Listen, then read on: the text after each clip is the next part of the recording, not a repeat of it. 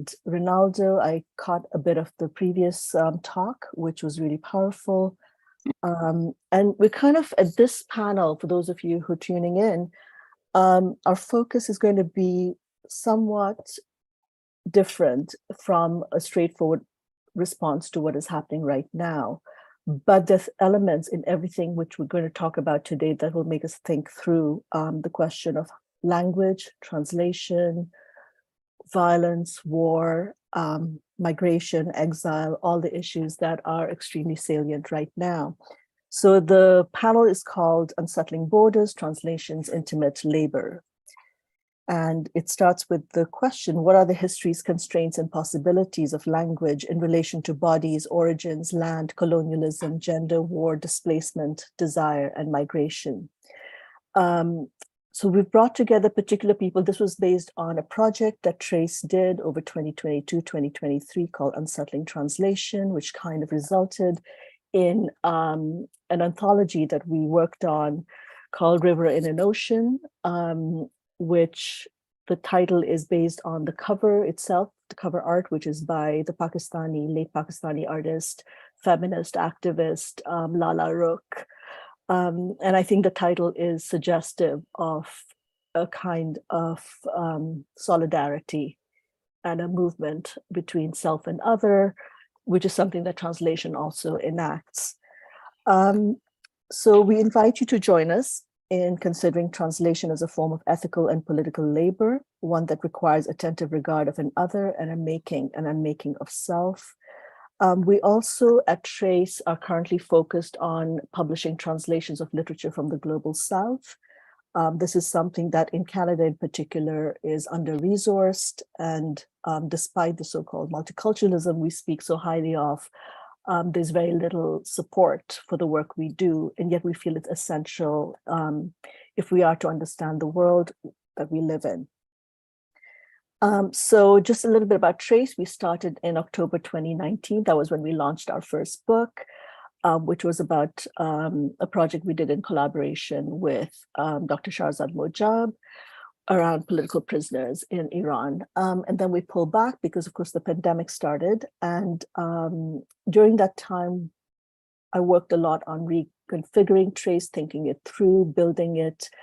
And we launched a series of workshops in Tamil and Arabic, one of which was run by NEDRA, who's here with us, and Geeta Sukumaran, and the Arabic ones were run by Yasmin Haj and Nora Al-Kharashi.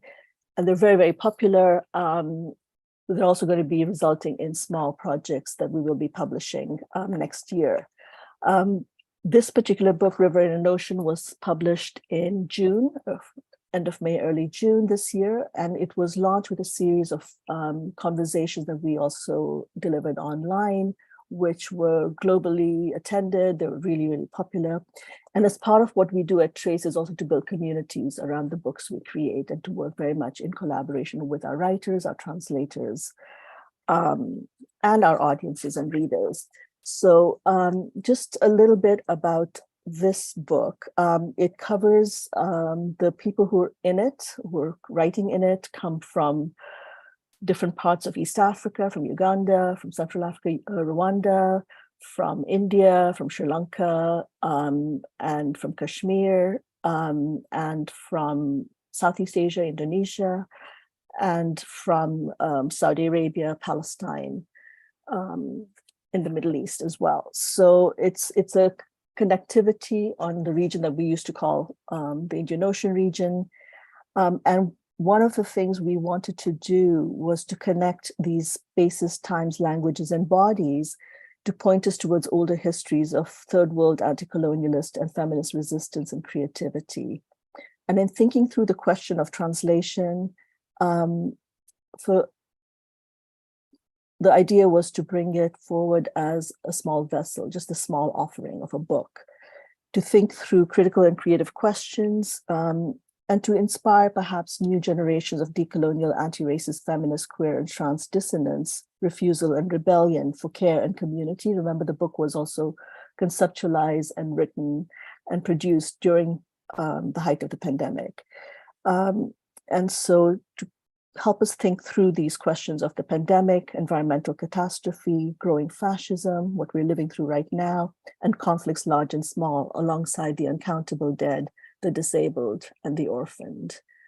And in bringing this particular panel, even though the focus is going to be somewhat more limited, one of the things as we think through what is happening in Palestine is also to think back to 1947, 1948, and the kinds of violences that accompanied so-called independence from British colonialism and in the 60s and the 70s. So for the regions I come from in East Africa, it was the 1960s, and in the Caribbean as well, and the 70s as a period of resistance as well, and third world socialism. And so I think there are all these histories that are present again in this moment as we're watching the catastrophe and the genocide in Gaza. So just to welcome all our wonderful speakers for today, who I've learned from and who I respect and admire a great deal. So thank you all for being here. I'm going to introduce each speaker, and then each of them is going to introduce their, read a little bit from their essay, which was in the volume, and speak about it, and then we'll have a discussion afterwards.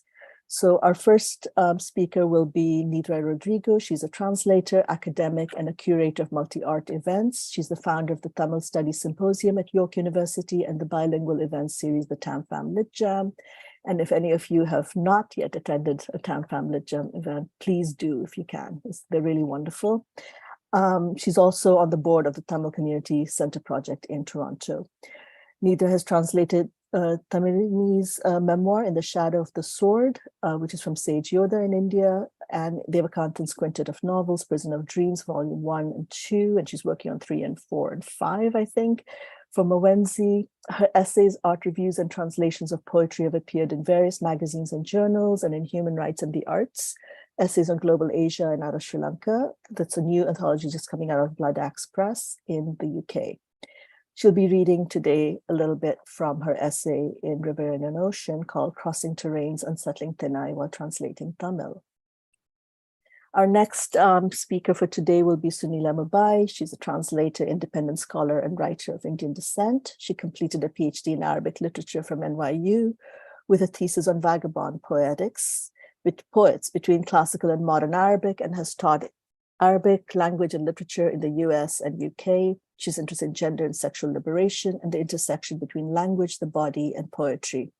She's translated close to 100 essays, poems, and fiction pieces between Arabic, English, and Urdu for various publications, including Banipal, Words Without Borders, Asymptote, Jadaliya, and Mother Messer. And she'll be reading an excerpt from her essay in River and Ocean called, the fabulous title, The Temple Whore of Language. Rahat Kurd, our third and final speaker, is a poet and cultural critic who studies Urdu and Persian poetry. She's the daughter and granddaughter of Kashmiri women. She was born in Canada and has lived as a settler on the unceded occupied lands of the Musqueam, Squamish, and Tsleil-Waututh nations for the past 25 years. She's the author of Cosmophilia, a collection of poems from Talon Books, and more recently, a co-author with Kashmiri poet Sumaya Syed of The City That Is Leaving Forever, which is a book I really love. It's a hybrid work of correspondence and poetry from Talon Books in 2021. Her poetry, essays, and reviews have appeared in many Canadian magazines and journals, and she'll be reading from her essay in River Elegiac Moods, Letters to Agha Shahid Ali. So thank you all for being here. And NEDRA, would you like to start? Thank you, Nuzhat. So as we begin, I think one of the things I'd like to do is to sort of locate myself and where and my practice, and to acknowledge that that the lands that I work on are, are the traditional territories of the Haudenosaunee, the Métis, the Wendat, the Anishinaabe, the Chippewa, and the Mississaugas of the Credit. And one of the things I'm constantly reminded of as I translate too is how recently, even there's been any efforts or support for translations from Indigenous languages within Canada. So, even funding that was available to me to do the to begin the Devakanthan quintet translations had only been available to indigenous translators for a year or two before that. So, with that context, I'd like to begin today, but also by reminding ourselves that translation is driven by hope. At least literary translation is. We also keep in mind that translation has been used, has been weaponized by many colonial endeavors, but literary translation is driven by hope. I think the hope that we can know another, the hope that we can know one another, and that our experiences can be permeable to each other through language. And I wanted us to think about what the act of literary translation does. And one of the things it certainly taught me is to read closely. I've always thought of myself as an avid reader, a close reader, careful reader, but I think the translation has sort of taken me into a different paradigm of close reading, of an awareness of the subjectivity of the author, and the work of in the case of the memoir that I translated, of course, of Tamalini. It also, I think, compels us to hold multiple meanings in our heads at the same time, which is, I think, such a wonderful gift. It compels us to make choices, sometimes between words, between directions, between nuances, in order to complete the work, right? But even when we make those decisions, we are conscious of what we have to leave out. We're also aware of translation in that kind of as something that's never fully complete. I could go back to something that I translated a month ago and I could edit it endlessly. And I think that, it could, because at each moment I'm a different reader, I'm a different person as I engage with that text, right? Like as Bakhtin describes that. There's a kind of dialogism that goes on that we have to sort of pinpoint at some point when you make a decision that this is going to be the translated text. I also want to be, and the reason I bring up these things is to think through a level of nuance that we so desperately need right now. Because given this sort of historical moment that we're in, faced with the war in Gaza that we can't look away from, and faced with this sort of constant churning out of supposed experts on this war, to think about the flattening that also takes place, the kinds of erasures that take place that allow for the continuation, the protraction of war, and allow for war to be made justifiable, right? So to think about the consequences that we are going to have to live with, after this war. And so with that, an awareness of those kinds of nuances, I'll read from the essay here, and I don't know if something comes up, I might talk about it.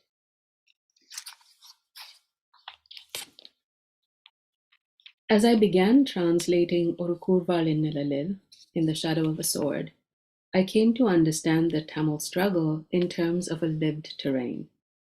Though I had begun reading Tamilini's memoir for facts to help me make sense of the end of the war in Sri Lanka, I found her sense of interconnectedness with the land increasingly compelling. The memoir begins with a description of the ceasefire between the Sri Lankan government and the Liberation Tigers of Tamil Eelam in 2002. In the very first paragraph, Tamilini writes, "The forest of Vanni seemed to relax and bask in the serenity granted by the cessation of war. The ceasefire is as much a respite for the natural world as it is for the rebels. And through this opening, Tamilini makes the Tamil struggle as much about the survival of the land as it is about the survival of her people." Let me just skip a bit. The rebels come to care for the forest not only for what it provides by way of territory, cover, and sustenance, but for itself. The forest becomes their shared home, and Tamilini speaks of her fallen comrades as returning to the forest in their death. I quote, "Their stories and dreams are buried deep in the layers of my memory, stories of all those who lived entirely in the jungle during the war, carved the names of their beloved on its tree trunks, kept their tender loves behind their own eyes, buried their silent loves in their own hearts, and reached the end of their lives between the roots of Vanni trees." She shows an awareness of the forest as something that will endure beyond them, as the keeper of their secrets and memories and the holder of their histories. Susan Blight, an artist of Anishinaabe and Couchiching First Nation ancestry, beautifully reminds me, land is real, but our real presence on real land gestures towards something beyond the temporal. Perhaps our real presence on real land lingers beyond the time we are here. This sense of the land as being beyond the temporal resonates for me as I translate Gunnar Kaviyaragan's The Forest That Ate Poison, a short novel about young men in an LTTE training camp in the forests of the Jaffna Peninsula. The forest is a living, interacting character that mourns the foreshadowed deaths of the rebels. It serves as a conduit for the rebels' intellectual explorations and their shared vulnerabilities, and mourns being parted from them as a parent would. I quote, "On the day that they all had to split up and go their ways, these rebels cried. It was unbearable to be separated. I have to say we all wept, though to different degrees. There was no light in the forest's face, no smile. The forest drooped its head in sorrow. It refused to give us leave to go." The forest had become a home for the young rebels of Kaviyaragan's novel, and they had grown up there during their training. Leaving the forest to go into battle replays their initial leaving home to join the resistance, not knowing if or when they would return. While translating, I called the writer to clarify the command hierarchy of the rebels, again looking for facts, and he confessed to me that he had not originally chosen this title. He had named the novel The Cradling Moon, but his editor suggested an alternative title after the book was turned down by a couple of publishers, because the Tamil word he used, Ernaipurai, cradle moon, was too regionally specific to be understood by a wider Tamil audience. Kaviyaragan told me I could revert to his original title if I wished, but there was something poignant about this book being called The Forest That Ate Poison. I wondered if he had chosen the name Nanjundakadu, the forest that ate poison, perhaps in part because he too saw the forest as a keeper of histories. The name Nanjundan comes from a Saiva legend that tells of the giant serpent Vasugi who poisoned the oceans, and the god Siva who swallowed the poison to save the world. His consort, Parvati, wrapped a cobra around his neck to prevent the poison from entering his body, but the poison that remained in his neck turned it blue. These myths give the god Siva the names Nanjundan, poison eater, and Neelakandan, blue-throated one. Kaviyaragan's new title then was a play on the name of the forest, implying that the rebel camp was the poison the forest had absorbed. It suggests that the path of militancy was a poison the rebels took upon themselves to save their community, and simultaneously references the cyanide capsules they wore around their necks. Yet it does not romanticize militancy either, for the poison would not just kill these young rebels, it was a danger to the forest itself. The forest is not named in the novel, but it is not hard to connect the story with the Nanjindan forest, where the LTTE held a training base. A map of Sri Lanka's forest cover shows a greater density of forest in the north and east, where rebels held off the Sri Lankan army for decades, using those forests for cover. The safeguarding of the forest was a matter of self-protection for the rebels, and the LTTE handbook contained a paragraph on environmental protection. In her memoir, Thamalini recounts the felling of the trees beside the A9 highway during the final stages of the war, and the passage becomes an ominous foreshadowing of the rebels' defeat. To lose the trees was to lose both cover and the divine. I'm sort of running out of time, so I'm going to leave it there. But what I wanted to also point us to is the way in which some of these rebel narratives, which are very difficult to get translated and to be able to cite and so on, how they act as counter archives, how they become these repositories for stories that are erased by these, these massive machines of war and by, brutal state. So I'm going to leave it at there. Thank you.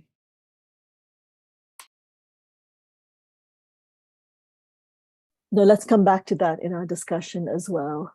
I hope we have time. So Suneela, would you like to move into your section? Yeah, I don't have, that's a very amazing, profound thing to follow up on. I was basically I think we were all wondering, at a time like this, what is the point of this? But I think at a time like this is exactly this, to talk about what we're talking about has a point, because the noise is so loud, and this is kind of like taking a time out from the cacophony to think.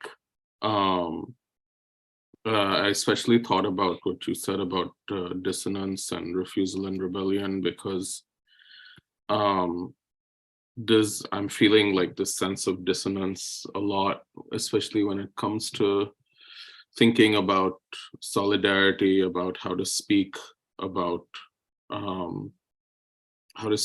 how the world is today, how to speak about how to be a radical voice, a decolonial voice, when a lot of the paradigms we use don't feel applicable anymore. And I've been thinking a lot about all the pain and suffering we're seeing, and I've been thinking this since since the Syrian revolution also, and how difficult it was to convince or even to beg people, especially on the so-called progressive left, to sort of accept that people who are, very pro-Palestine, pro-indigenous, to accept that the images, that the pain that they were seeing in Syria was real and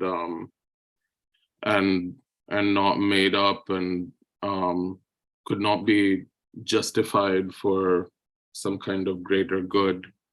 So I've been thinking a lot about, translating pain from a distance, and the kind of the intranslatability of that more than anything else. My piece is a bit more introspective, so I'm going to read whatever I can from it, and I'll just jump into it. And we can talk about about it later, but I kind of just want to ground it by saying that the centrality of Palestine to me, of the Palestinian issue, of Palestine as a place, as an identity, as a queer identity, to my linguistic, my cultural formation, is so fundamental at this point that it's kind of a part of me, and to the point that I don't think about it sometimes. So I'll start my extract on that note. In Arabic, to translate is tarjama. The verb tarjam in classical Arabic also means to tell someone's life story or biography. Interestingly, it also overlaps with the verb rajama, to pelt stones, as in ash-shaytan al-rajim, the word we know for the devil. But also rajama is to surmise or talk about something one does not know about. When we translate, we speak.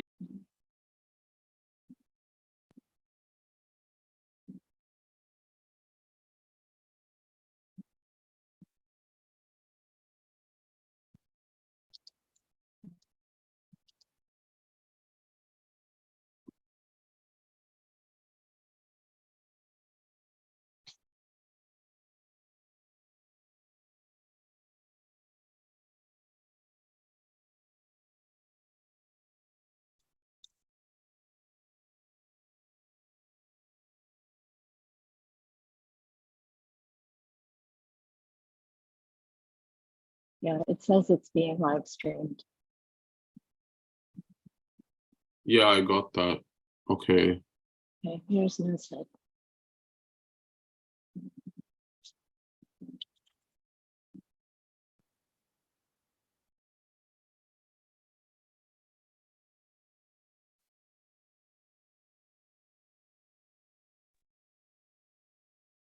I'm not sure what happened.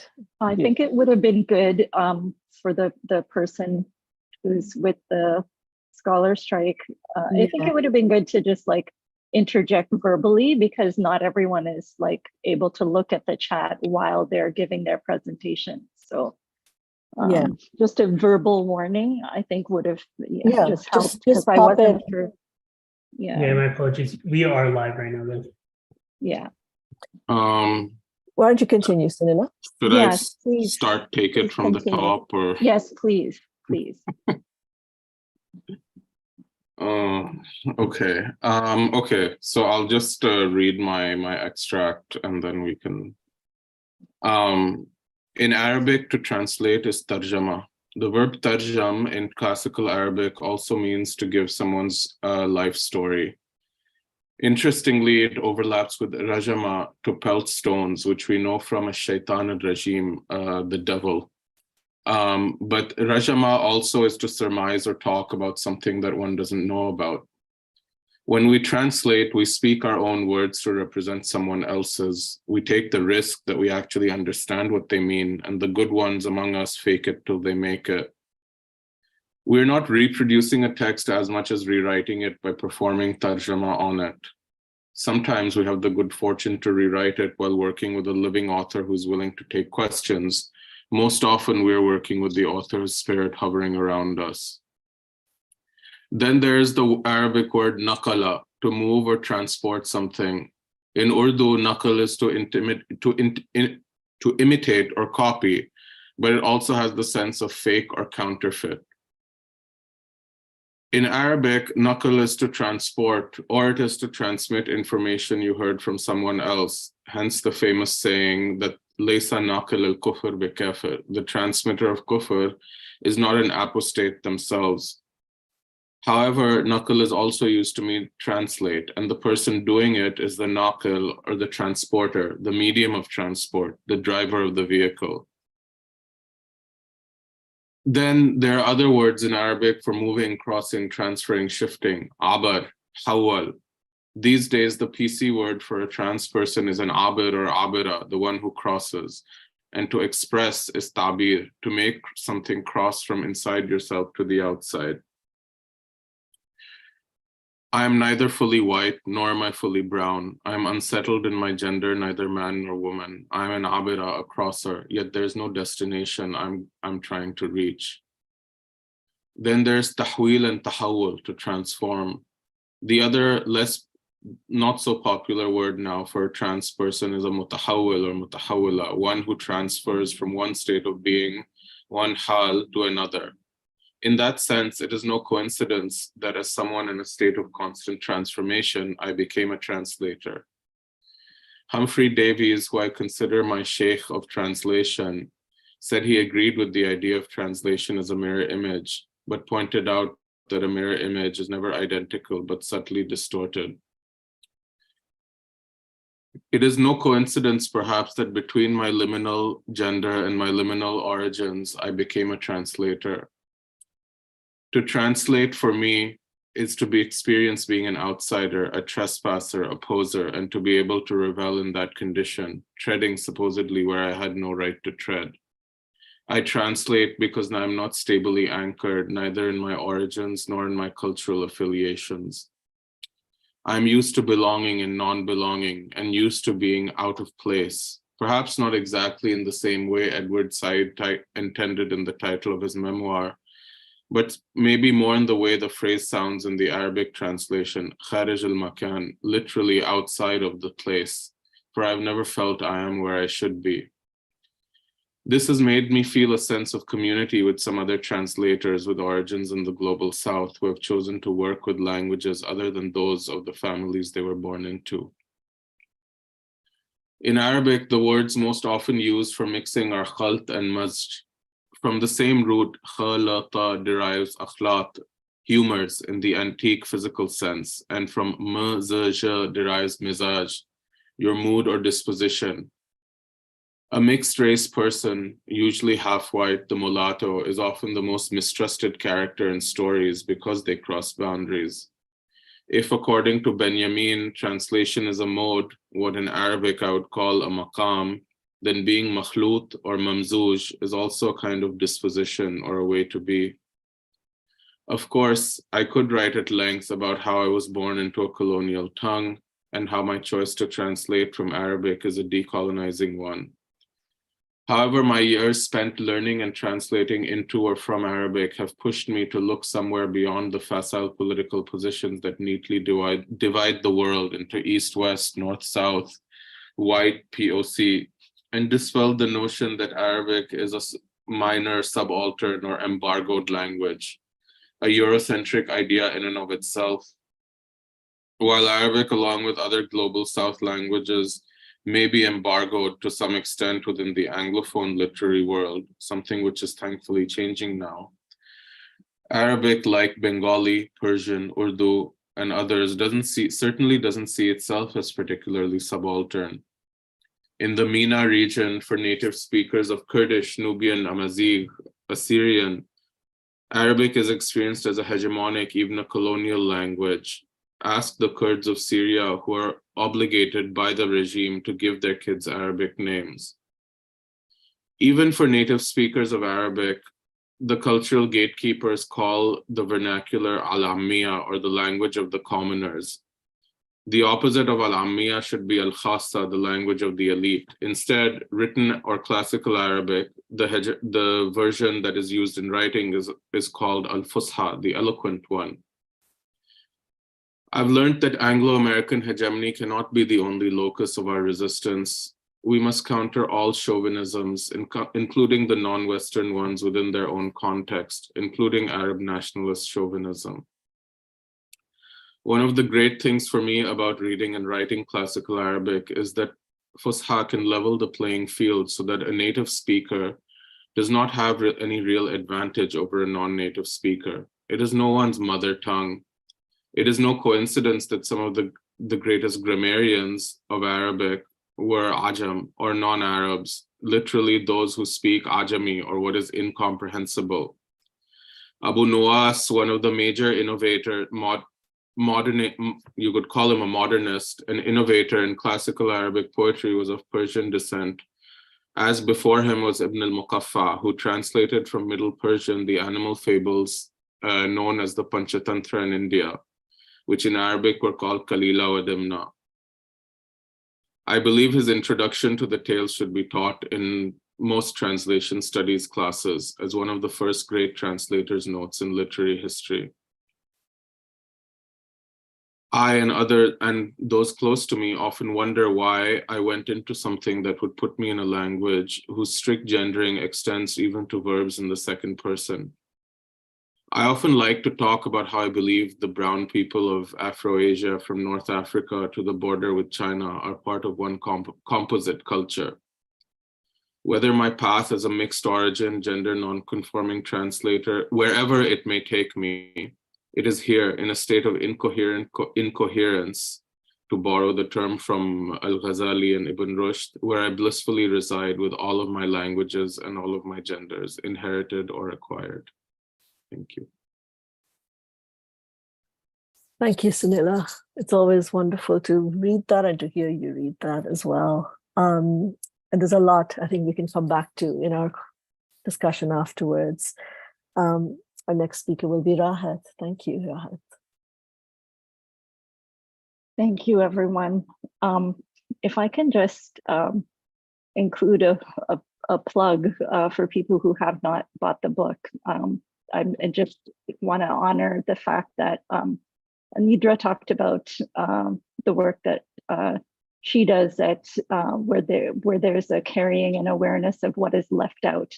And I just want to appeal to our audience that we are all of us are leaving a lot out of this presentation today from our selected readings. And both Nidra and Suneela's essays are so wonderful. So I hope you will take the time to get to know, to spend time reading them. My essay attempts to close read the Kashmiri American poet Agha Shahid Ali's work as a translator of Urdu poetry, and how the topic of translation shapes his elegiac poems for his mother, Sufia Agha. Tragically, Sufia Agha died of brain cancer, and Shahid himself passed away from the same affliction, something between 5 and 5.5 years after his mother. And I do reflect on this in the beginning of the essay, but I won't be reading from that. I wrote the essay in epistolary form. A lot of it was written during the fall and winter of 2019 and 2020, when India kept Kashmir under a total blockade of communication. So there was no cell phone, no internet, no landline phones worked. There was no trade possible for agriculture, no school, no work, no income, and no public services. Kashmiris couldn't go see a doctor. From August the 5th of 2019, when the official annexation took place, until roughly February of 2020. In writing his elegies for his mother, and this is, of course, I'm reflecting about how my reading, what I'm talking about is my reading of the elegies being informed by the trauma of the annexation. But in writing his elegies for his mother, Agha Shahid Ali strove against destruction and loss and forgetting. And in this essay, I'm very much reflecting on that striving. And this is something of an effort against striving against loss myself. Dear Shahid, over the 2 decades since I first read The Country Without a Post Office, your emotional fearlessness had given me shelter and sustenance against the vicious, discursively stupefying, soul-sucking global war on terror. Subtle matters of conscience we had cultivated in private life had become politicized and transformed into a set of crude identity markers, always to be publicly explained accounted and apologized for, performed as spectacle, externally judged. In recent years, we've all witnessed India assume its own war on terror logic to enforce an artificial religious apartheid among its historically plural communities, both physically and often as damagingly in public discourse. It became crucially important to me to distinguish the text of your poems from any contemporary wish to read them as a response to or reaction against either Hindutva supremacy or majoritarian Indian complacency, or claims of helplessness in the face of it. Not to ascribe an overt political intent to the poems beyond their textual scope, but to read the poems as your invitation and challenge to your readers to imagine a better future. I want to inhabit that world where poems need never reply to despotism, but I fear that your elegies to Sufia Agha are at risk of becoming unintelligible to those targeted by the direct violence, where they most deserve to be appreciated and remembered to their most delicate points of nuance. After the first United States-led bombardment of Iraq in 1991, I was surrounded by peers for whom the necessity of confronting bigotry and war immediately meant gathering to talk strategy, dissent, and demonstration. In every case, the need to respond directly in some way to an official hostility was never in doubt. Increasingly over the decade that followed, I saw and felt how the language of those in power forced us, diasporic children of immigrants aspiring to a convincing anti-war social justice position, many of us Muslim, to enter public discourse through the door of explaining why politicians and public commentators were wrong. The stifling feeling of confinement intensified after 9/11 by an order of magnitude. We were choosing to inhabit the tight, airless spaces created by a warmongering language of belligerence and condemnation at whatever cost to our spirits. These were the only spaces in which it seemed possible we could be seen and heard.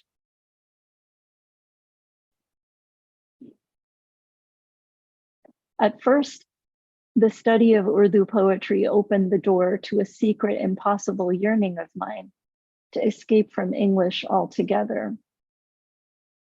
To bring Urdu texts into English is beginning to prove more gratifying than the fantasy. To strive to render more complexity, more urgency, more unfamiliarity into English, the way your lyricism does, makes it more inhabitable, more mine. I'm going to skip ahead.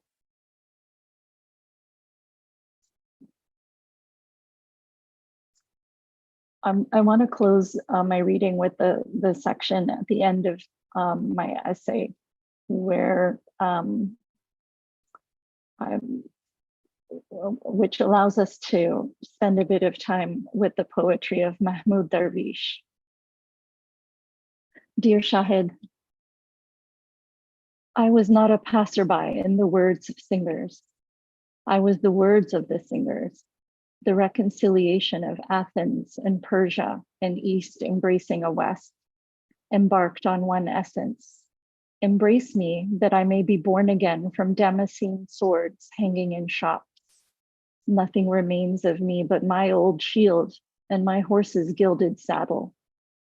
Nothing remains of me but manuscripts of Averroes, the collar of the dove, and translations. That's an excerpt from Mahmoud Darwish, 11 Stars over Andalusia. Dear Shahid, at least once a year, I reread your translation with Ahmed Dalal of the magisterial 11 Stars over Andalusia by Mahmoud Darwish. I wish I could have been in the room when you first read it and thought about how to bring its music into English. 11 stars always reminds me that exile was the original ground from which poetry began, and that the only satisfying reply to displacement has always been glittering resplendence. In my eyes, a Kashmiri poet translating a Palestinian poet lamenting the exile of the Moors of Andalusia takes on the dazzling, almost ecstatic quality of a mirror palace, a Shish Mahal, in which no personal loss is ever voiced directly, but refracted backward and forward in time, taking on richer, elusive depths the further it travels. For poets and translators alike, to make a home out of estrangement, out of discomfiture over and over again, this remains our only task. I just wanted to share this reflection that I came to writing about Kashmir, even though it's my inherited identity. I spent time in Kashmir at the home of my grandparents through my childhood and teens. And I have been able to travel back as an adult as well after the military occupation. But I came to writing about it very late in life, only within the last 10 years or so of my life.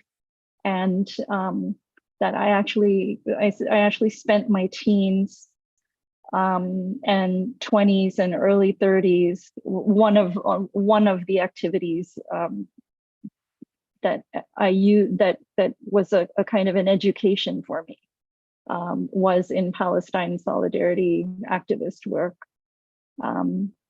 Many people may not know, we may know in this group, but the audience may not be aware that there has been an Israeli cooperation and advice and guidance from Israeli strategic and intelligence officials to the Indian military in its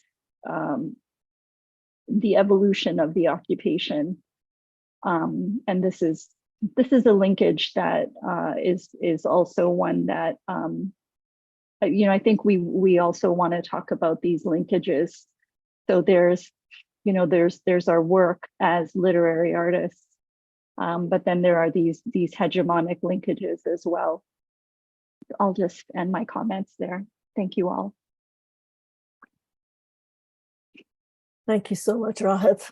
It was really moving to listen to you even go back. And I know we've been having these conversations about 2001 and all the consequences since that have brought us again to this place. There's so much about what all of you brought up that I think have connections. Nedra, you had started by talking about hope and how translation still this movement towards an other. And Suneela, I was so struck by your insistence on being sort of this outsider, insider in regards to language and refusing a kind of nationalist attachment to language. And Rahat, also how you've kind of drawn all these multiple linkages across language from Canada back to Kashmir and through Shahid to Darwish and into this present that we inhabit now. So I'm wondering if any of you wanted to speak more about that, about your own relationship as writers, as translators, and how you work with sort of the space that this attentiveness to language demands when there's so much pressure. And I'm thinking of what Rahat was saying about at some point, this kind of flattening that you neither have talked about, that Rahat was saying, this kind of pressure of political language that also doesn't allow nuance. And how do we do that in this moment again, when we're all once up? Yeah, I was thinking about that even through the conversation that we had yesterday. On the one hand, it's just, I think we're all just devastated. We are witnessing a tremendous catastrophe, tremendous, like just a ruthless loss of life. and it hurts. It hurts to watch. It hurts to be a parent. I'm the parent of a teenager, 19-year-old now, who I can remember when he was a small child in the winter of 2008, 2009, taking him along to a protest demonstration against the Israeli bombardment of Gaza that took place that winter, in which over 1,000 people were killed, hundreds of children were killed. And I remember my son's anger. He was angry and just ferociously resentful that he was being taken in the cold rain to shout at a protest demonstration. He said, "This is for adults. You have to fix this problem." That was the language that he had as like a 4-year-old going on 5. But last week he went to the Thursday night vigil at City Hall, and he went to the protest rally. And this is just something that he's taken on entirely on his own. He's been following what's happening since the Sheikh Jarrah expulsions of I believe it was last year around the early summertime.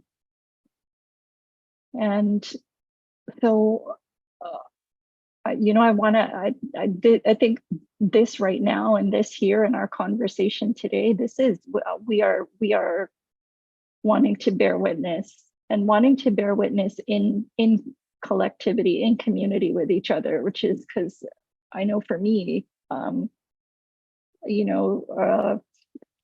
so one of the things that I've paid attention to over the past few decades that I had set out to write about as a very idealistic young person, and now working on through memoir, is the impact that the war on terror has had on communities here in North America, that I grew up through and was active in. And there has been a tremendous silencing, a tremendous fracturing of communities, breaking communities down into ethnically specific. And I'm speaking as somebody who was raised in, we identified as the Muslim community in the town of Hamilton, where I was born and had my education up through high school. And I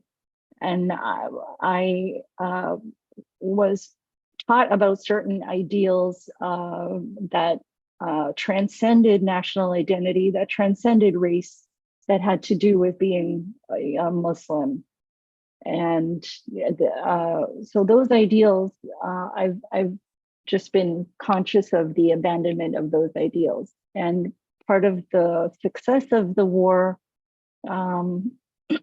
at home has been to create a lot of fear, silence of speaking out. People are already, yesterday and 2 days ago, like people are already facing professional repercussions for just having a political, or just reacting to the bombardment, just reacting as human beings against the horror of the bombardment and using social media to speak about it. So there is that conversation that we could have about how do we then keep going, and how do we keep going in our work. But I don't want to even press on the grief that we all might be feeling, just having the response of what we're witnessing right now. But how do we keep going? Yeah. NEDRA, Suneela, would you like to come in? Well, I just wanted to put in a a brief aside. So my dad's family is Kashmiri originally as well. And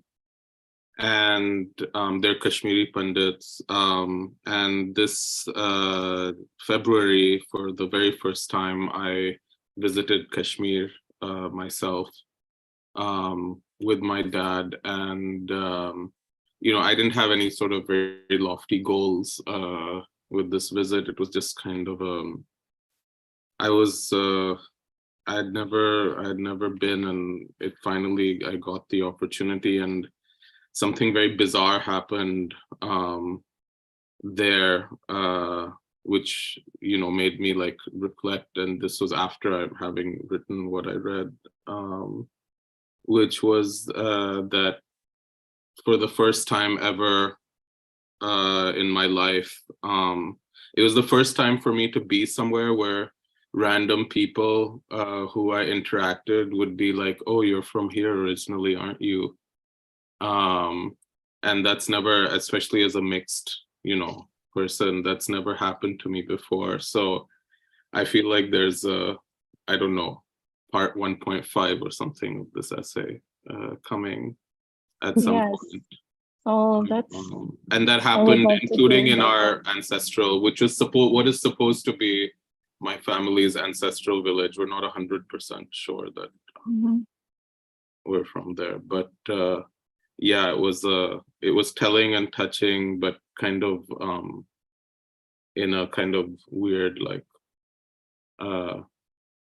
you know, sort of unsettling way, but in a nice way. People claimed you. Yeah. When you've been so resistant to being claimed before. Yeah.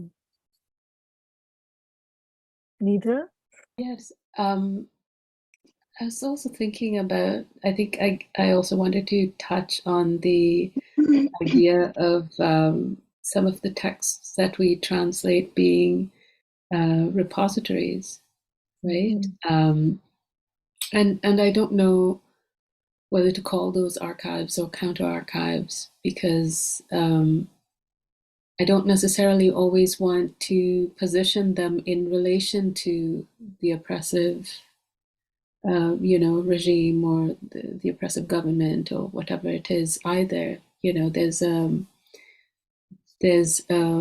lived history that sort of permeates that, and I think part of engaging with those repositories of information is to remember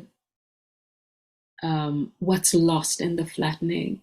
And I think, you know, you mentioned this yesterday, Rahat, you know, when you were talking about the use of the word evil.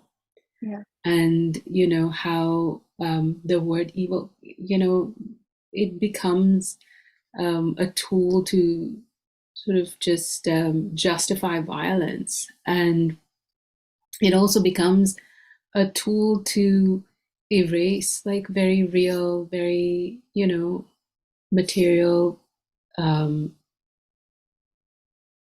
claims to a livelihood, to human rights, to, you know, ways of pointing out disenfranchisement when there are no other tools left to, you know, to express your opposition. So I think I was also aware as I was translating of, you know, these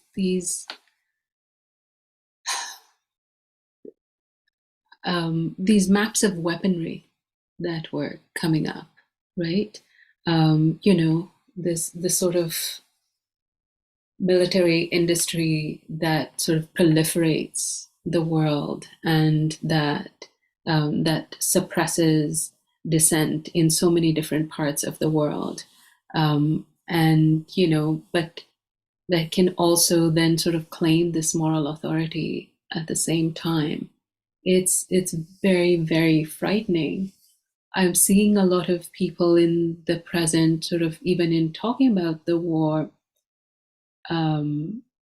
drawing parallels between what's happening in Gaza and what is happening in or what happened in 2009.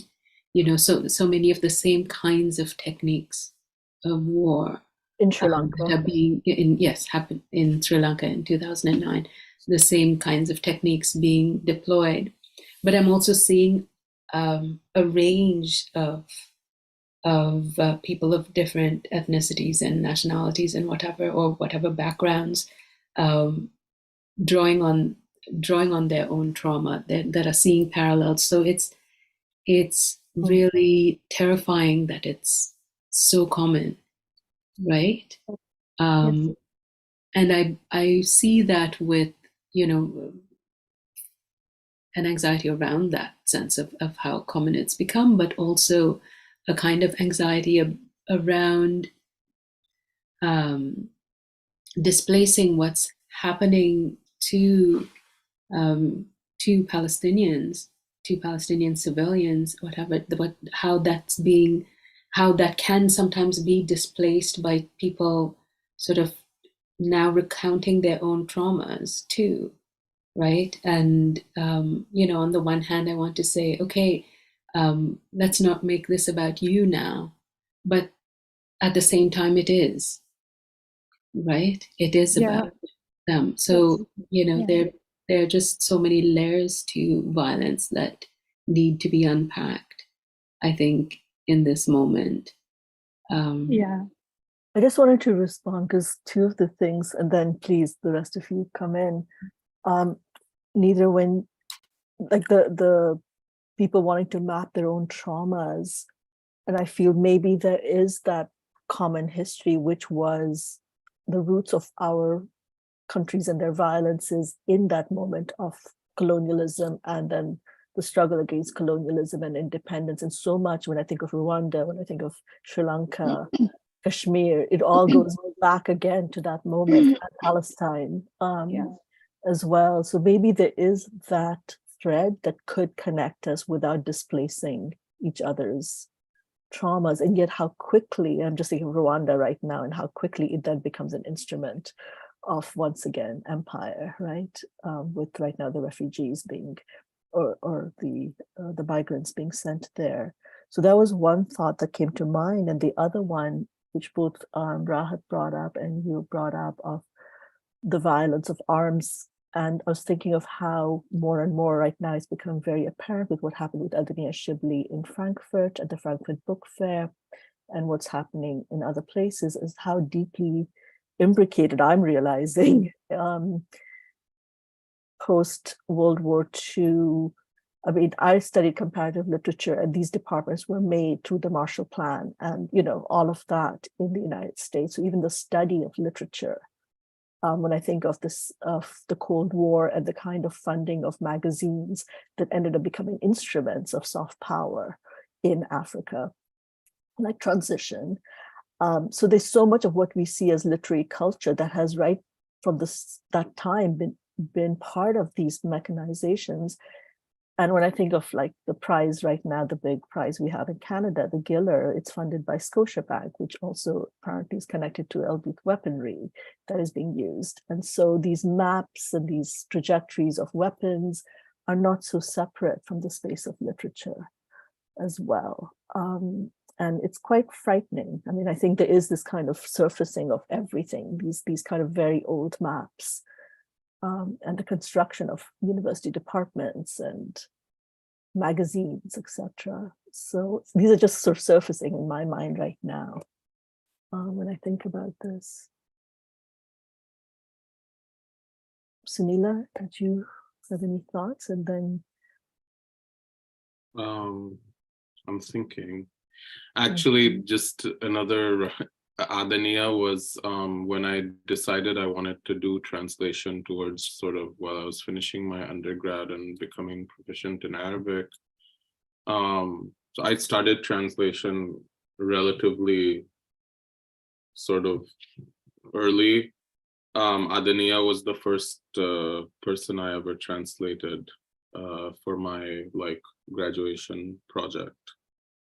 And I translated a couple of other essays and short stories by her since then. So it's in a sense, I'm kind of happy that she's finally getting, even if through a very negative reason, but she's getting sort of a broader acclaim and attention that she deserves, because she's a very sort of unique writer, and she's frugal in her. She doesn't publish that much, but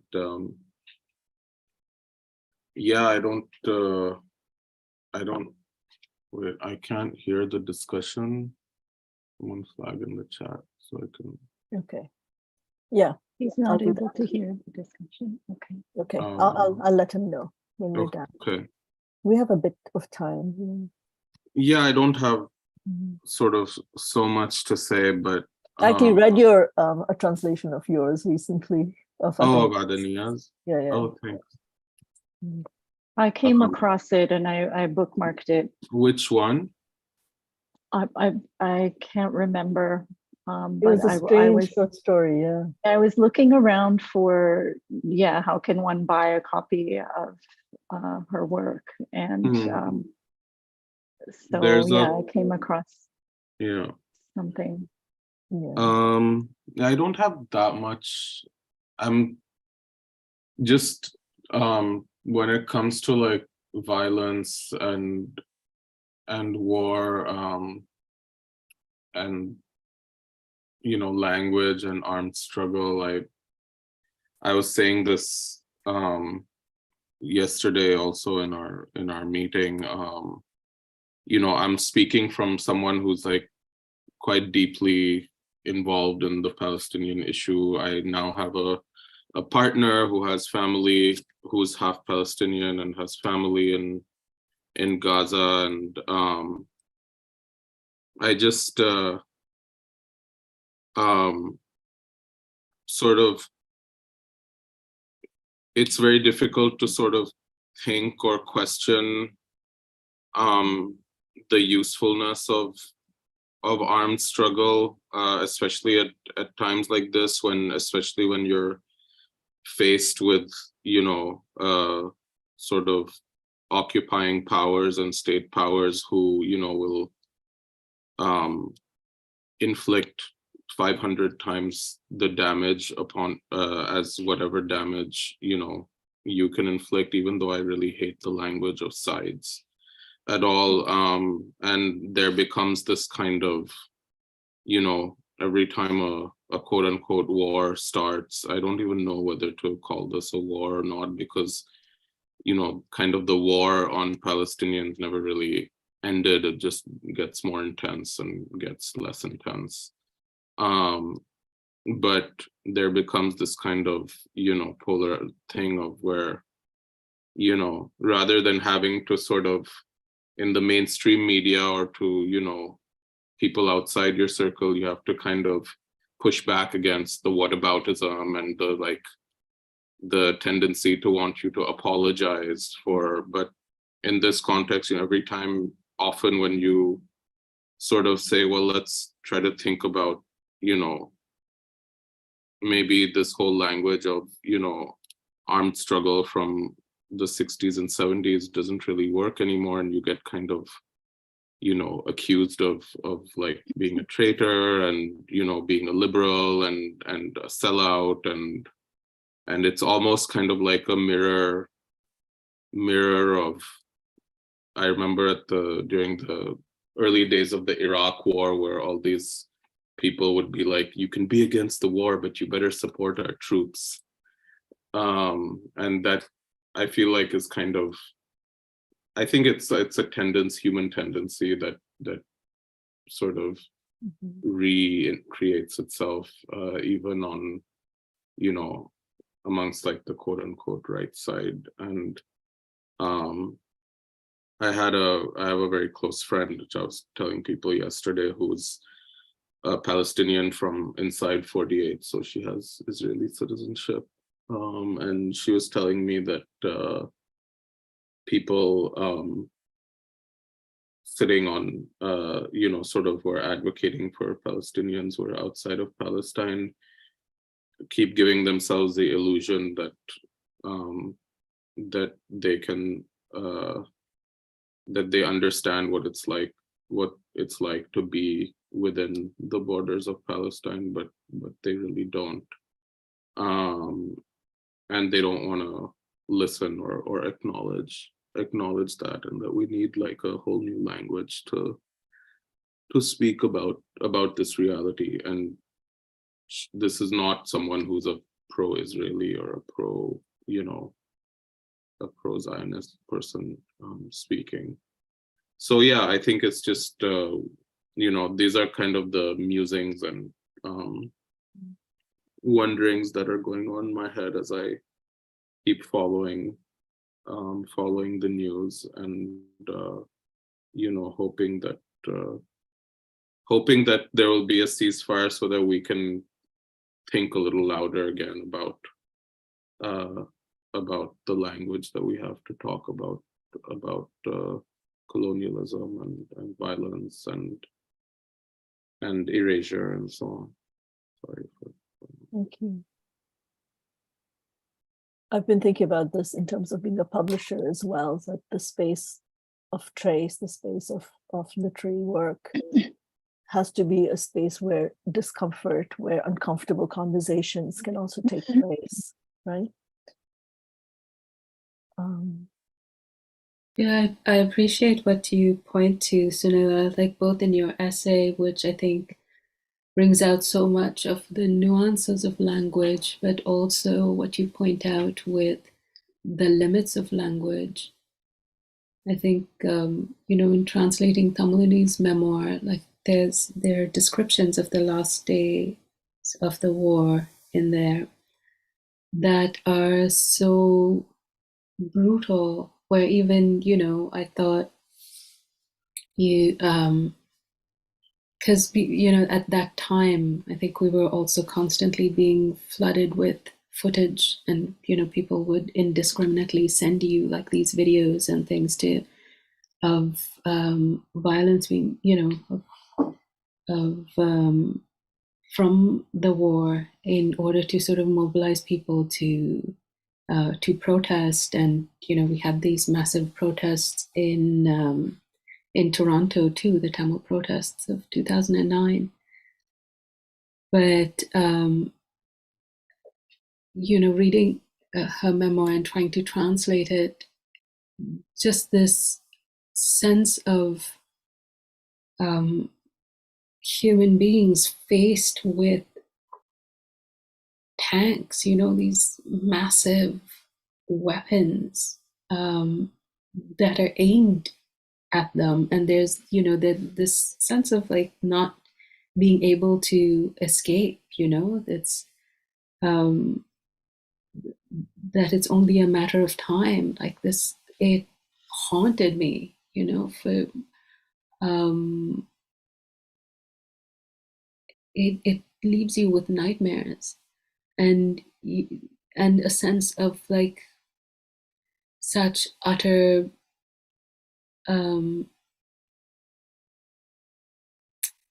of failure, because there's no way I thought I can ever translate this. Like there's no way I can convey this.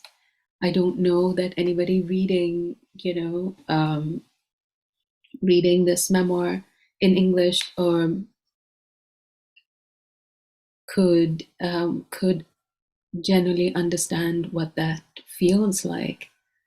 And I think that, as translators, like that's kind of that horrifying, that's the flip side of it, right? You go into it with so much hope, but then you also sort of sometimes just run into this wall where it seems impossible. Yeah. Goodness, I took us into a dark place, but it is a dark place. It is right now as well. I don't know. I neither. When you were talking about the fact that in your comments that you made earlier, I felt like there was a little there was like that was actually a bit of light at the end of the tunnel, because that when you're talking about the traumas that people are mapping that do connect to the colonial settler Zionist state and its movements and arms deals and self-interested relationships with all of our different places of origin.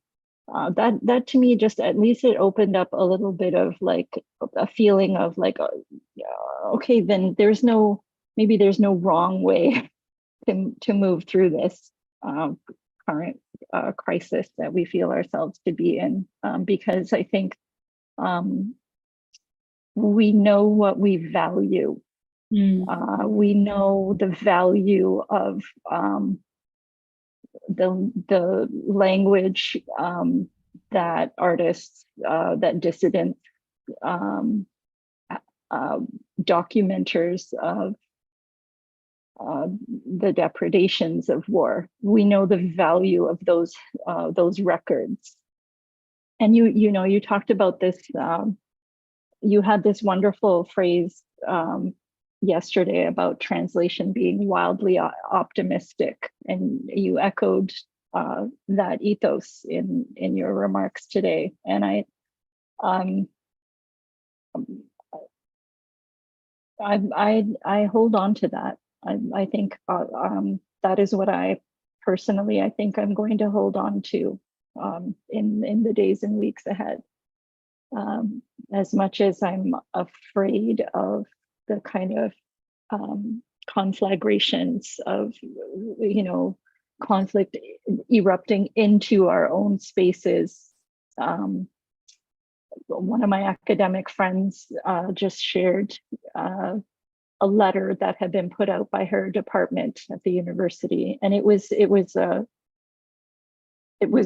very, like, everything was kind of there was a definite feeling of threat that you better censor yourself, but it was couched in all this positive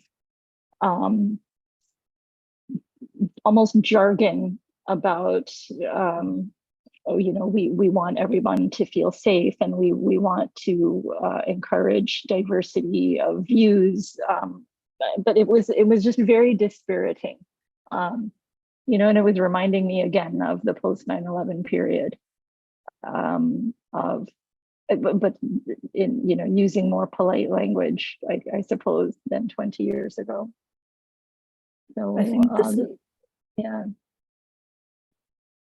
We have Palestinians on our board, our advisory, and Yasmin, who's one of the writers in this anthology. And from those who are in the US, I'm hearing some really like the same, exactly what you're describing, Rahat, that the pain of that. And I think the irony of these land acknowledgements that we do, the whole DEI thing, and just the kind of bizarre reworking of that language that you just described, and I just feel like none of us can really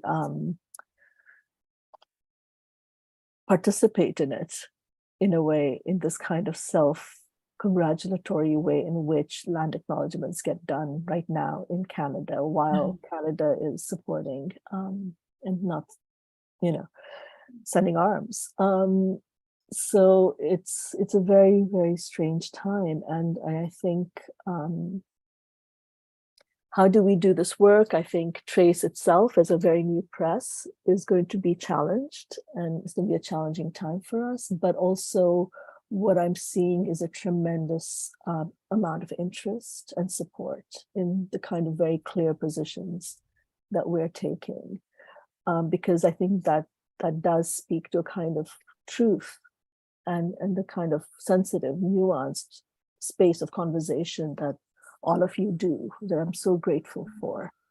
We're going to have to wrap up soon, but I just wanted to end with Lee Maracle, who's an Indigenous queer Canada-based author, was also a friend of Mahmoud Darwish and kind of wrote a poem to Mahmoud, I think it's called Mahmoud 1986. And I just have a small section from it. So this was written right after he passed away. And she wrote, Toronto, Gaza is on fire again. And this is 2012 that she was writing this. She's passed away. Toronto, Gaza is on fire again. Another wounded knee, another massacre. And so I think the recognition of what we're witnessing now, the repetition of it, the kind of acknowledgement that Nida, you pointed out, so many people are having with this moment, even if they're displacing it and transferring their own traumas onto it. These are conversations we will need to keep having. And I think bearing in mind so much of what all of you brought up and the kind of love and attention of the work you do as translators, the kind of listening that you perform when you translate across languages. And I think that work is what's necessary in a moment when people's ears get closed, and when anxiety and trauma makes people defensive of their boundaries and borders. And it's very difficult work. It's not easy work. But that's kind of what also I think we're about at Trace. So with that, I'm going to have to bring this to a close, but thank you so much. Can I just say one thing really quickly? Please, all of you, say a few things. No, I think the best thing about the anthology is that it, each one of us is so absorbed in, our specific sort of context, whether Arabic or Tamil and whenever we interact with someone who's outside of this, it sometimes feels like there's, nothing to, like, we can't communicate or, the other person doesn't get it. But I feel like through this anthology and the discussions we've had around it, like, it's such a wonderful way for people from all these non-global North languages, whether hegemonic or non-hegemonic, to get to, just know all the common struggles that they have, all the linguistic, cultural struggles, what is contrasting and what brings us together, and, and to see that,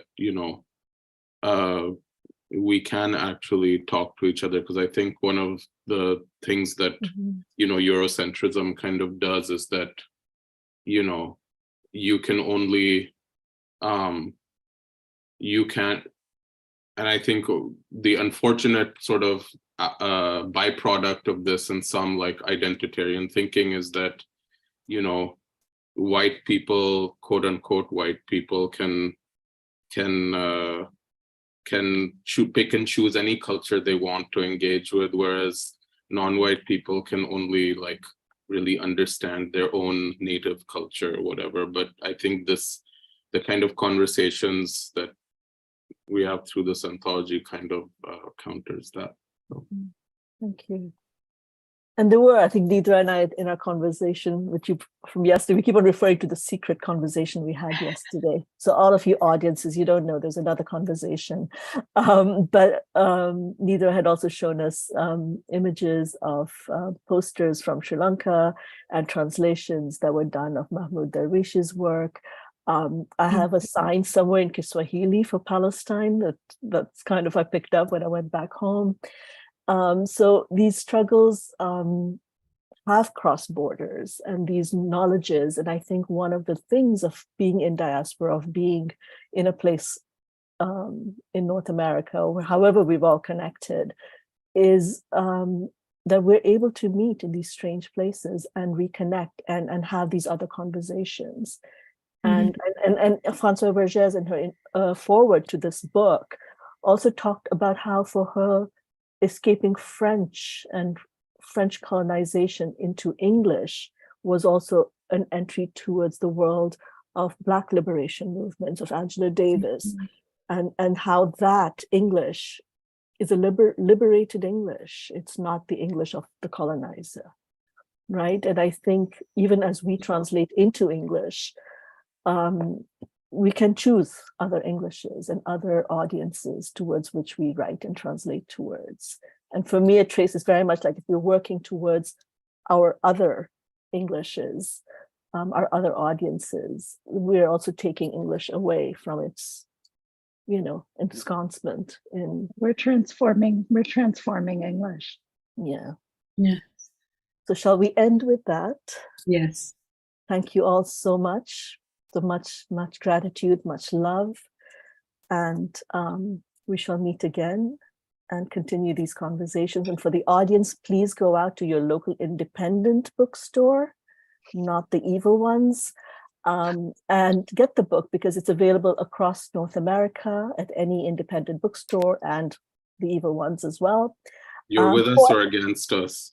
Yes, and know who you're funding. And if you really want to give Trace money, we are a nonprofit. We do accept donations. So please go to our website, and you can also buy the book from the website. And for those of you who are not in North America, who are having a hard time finding the book, it's also available as an ebook. And if you're a professor and you want to teach this in your class, please send me an email at contact@tracepress.org. Our website, by the way, is tracepress.org, and I will give you a discount because I do really want the book to be taught. It is being picked up a lot by translation studies programs. It is an intervention into the field in a very interesting way.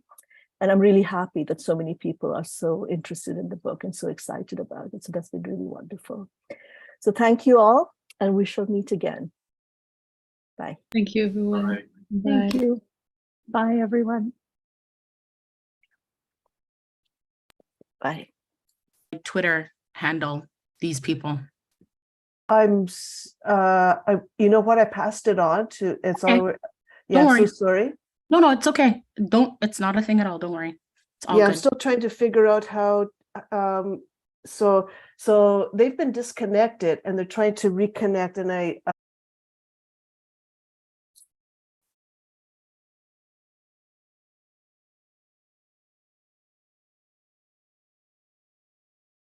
are we live now, Rejan?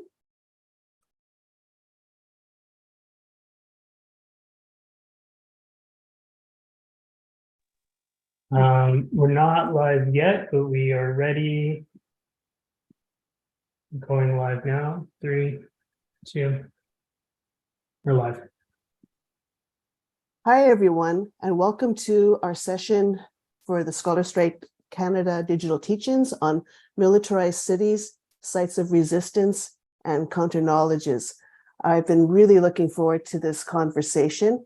We have a wonderful set of panelists that I'm going to introduce. After I kind of set up the session for us, I want to do a little teaching session on how it is that cities that we would call global cities have become militarized and what that means to folks that are on the ground.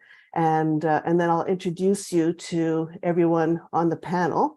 And then we're each going to talk a little bit and how we enter into these social relations that organize militarized cities, and then we'll have a conversation. So I'm going to begin and talk about how I'm going to discuss a dimension to what's called financialization in relation to cities. And this dimension is often muted. So financialization tends to be, spoken about in very complex terms.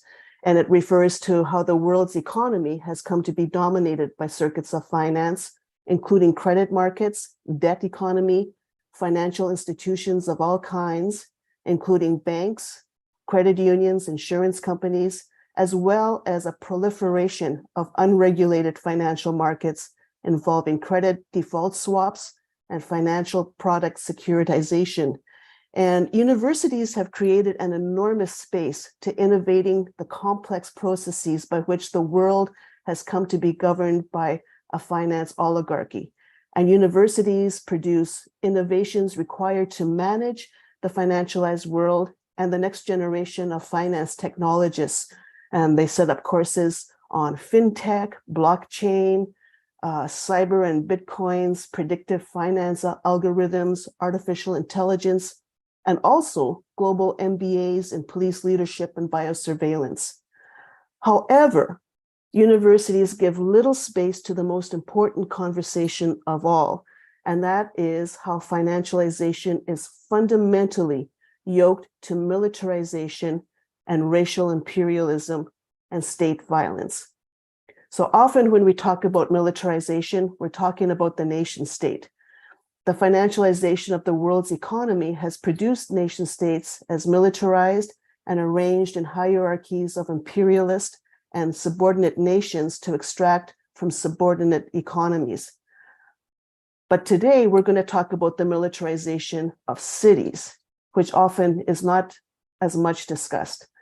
Financialization has produced cities as increasingly militarized because networks of global arranged cities have become critical to coordinating and managing the flow of finance capital, and therefore require securitization, in other words, militarized policing and surveillance. Militarized cities have become essential to maintaining the hierarchized global arrangements of imperial and subordinate nations. In cities such as Toronto, where I'm located, we can see daily how capitalism has produced cities as racially segregated and hierarchized. The logics of this apartheid system is rooted in histories of transatlantic slavery, plantation economics and its managerial regimes of anti-Black terror, and settler colonialism, along with its anti-indigeneity regimes of dispossession and gender genocide. As we know from scholars such as Ronaldo Walcott, Idil Abdullahi, Catherine McKittrick, Christina Sharp, and the entirety of the Black radical tradition, the regimes of terror organized through plantation economics became enfolded into capitalism and have been described in various ways: the prison industrial complex by Angela Davis, carceral capitalism by Jackie Wang. Indigenous scholars such as Glenn Coulthard, Nick Estes, Leanne Simpson, Audra Simpson, Eve Tuck, and others explain how settler colonial logics of dispossession and genocide became enfolded into capitalism and referred to as white settler capitalism. These are regimes of pure violence and terror that are fundamental to capitalism's reproduction. Dismantling regimes these regimes would dismantle capitalism. And as capitalism has become more financialized, it's become more lawless and violent. In cities such as Toronto, we see evidence of this anti-Indigenous and anti-Black state violence through financialization of real estate, and how this manifests in gentrification, racialized police violence, and urbicide, which is the destruction of entire racialized neighborhoods and its affordable housing and communal networks that in order to make way for real estate development through income trusts. COVID-19 intensified dispossession and criminalization of those most quickly to be dispossessed of housing and made food insecure. Queer and trans, sex workers, Black and Indigenous and racialized communities, migrant, refugees, undocumented workers, and other criminalized communities, the disabled, were ousted out of their homes. Many began living in encampments, and these were also criminalized along with anyone supporting encampments. Initially in the summer of 2020 in Toronto here, in the wake of astonishing anti-Black and anti-Indigenous racialized police violence, Grassroots Toronto joined the international movement to call for defunding and dismantling police and all policing institutions. Afro-Indigenous Rising occupied Nathan Phillips Square. Mutual aid groups became established. Maggie's set up, and Maggie's is an organization for and by sex workers. They set up a low barrier COVID vaccination in strip clubs and ramped up their street outreach and harm reduction support. Butterfly, which is also an organization for and by sex workers, but for migrant and Asian sex workers, set up legal clinics, direct action support for massage parlors, and played a lead role in challenging and the criminalizing and deportation of sex workers. Trans Pride Toronto worked hard to create collective life for trans folks, including trans sex workers in the downtown east by providing access to food, harm reduction supplies, and access to collective life. Indigenous harm reduction set up culturally appropriate mutual aid in encampments, and Land Back 1492 was gaining traction. Blockades to interrupt oil extraction corporations such as GasLink were brilliantly successful. Food justice programs increasingly adopted abolitionist strategies, as did many street health providers. These grassroots initiatives were teaching how to build a collective life that was abolitionist or free of carceral logics, and operating in some form of dual capacity autonomously and alongside of the capitalist state. And the capitalist state did not like that. So by 2021, the state rained down heavy on all of this activity. The city of Toronto unleashed a storm of violence on encampment dwellers and supporters in a series of militarized encampment clearances. Armed police with riot gear, drones, cavalry, pepper spray, and private security guards descended on the encampments, which included Trinity Bellwoods, Lamport Stadium, Alexandra Park. A couple of cops were photographed wearing the thin blue line patch, which is a white supremacist patch to signify the importance of police regarding protecting the nation state from chaos. And chaos in this case means the queer and trans, Black and Indigenous and racialized les dames. Those who were arrested and detained were released on the condition that they were not to join further public gatherings or enter public parks. The Toronto Police Services carried out a program of terror and harassment by publishing posters of people declaring them wanted. Within an abbreviated time interval, cities such as Toronto, and globally this was happening all over the place, Paris, Athens, Rio de Janeiro, that have emerged as essential for managing and coordinating racial finance capital, have become a focus for state securitization via militarized policing and surveillance. The intensification that took place in Toronto between 2020 and 2021 was stunning and shows no sign of receding, as evidenced by John Tory's emboldened move to increase the police budget by almost $50 million. There's also the controversial appointment of Myron Demke to Chief of Police, the controversial promotion of Rick Shank to lead the TPS Professional Standard Unit, procuring a privatized security firm, Neptune Security, to patrol parks for unhoused people at the cost of over $2 million until February 2024, budgeting $53 million for TTC, that's the public transport system, special constables, and budgeting $1.7 million per month for 80 police to patrol the TTC. So global cities are sites of concentrations of infrastructure necessary to coordinate the flows of monopoly finance capital, but at the same time, global racial capitalism has produced global cities as destinations for surplus populations migrating because of forced dislocations resulting from capitalist-induced disasters, political crises, money crises, ecological crises, and genocides. And as I say, genocides, I stand in solidarity with Palestinians and will name the Gaza atrocity as a genocide, and it must be stopped. In addition to concentrations of infrastructure critical to finance capital, the emergence of Toronto as a militarized global city involved a few decades of neoliberal restructuring and austerity policies in the context of forced migrations to manifest fully as a segregated and hierarchized urban geography or a plantation city. Hierarchized segregation and its herbicidal death logics are as essential to the ability of the global city to function as a financialized accumulation regime as the high-end concentrations of infrastructure, such as corporations, headquarters, the banking and finance sectors, and niche legal services. So they've become concentrated sites not only for high-end smart infrastructure for imperialist finance, but also concentrated sites of death logics, and hence imperialist and counter-imperialist fascist struggle. The counter-imperialist urban struggle is organized around access to a livable life, relations of care, and self-determination. Pedagogies of collectivized life emerging from abolitionist communities are sources of hope and inspiration for creating a better world.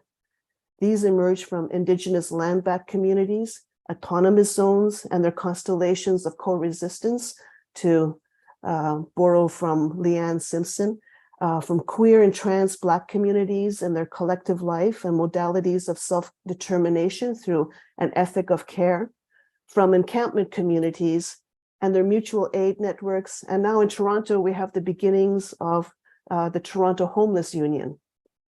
And so we have today with us some brilliant panelists. I'm really looking forward.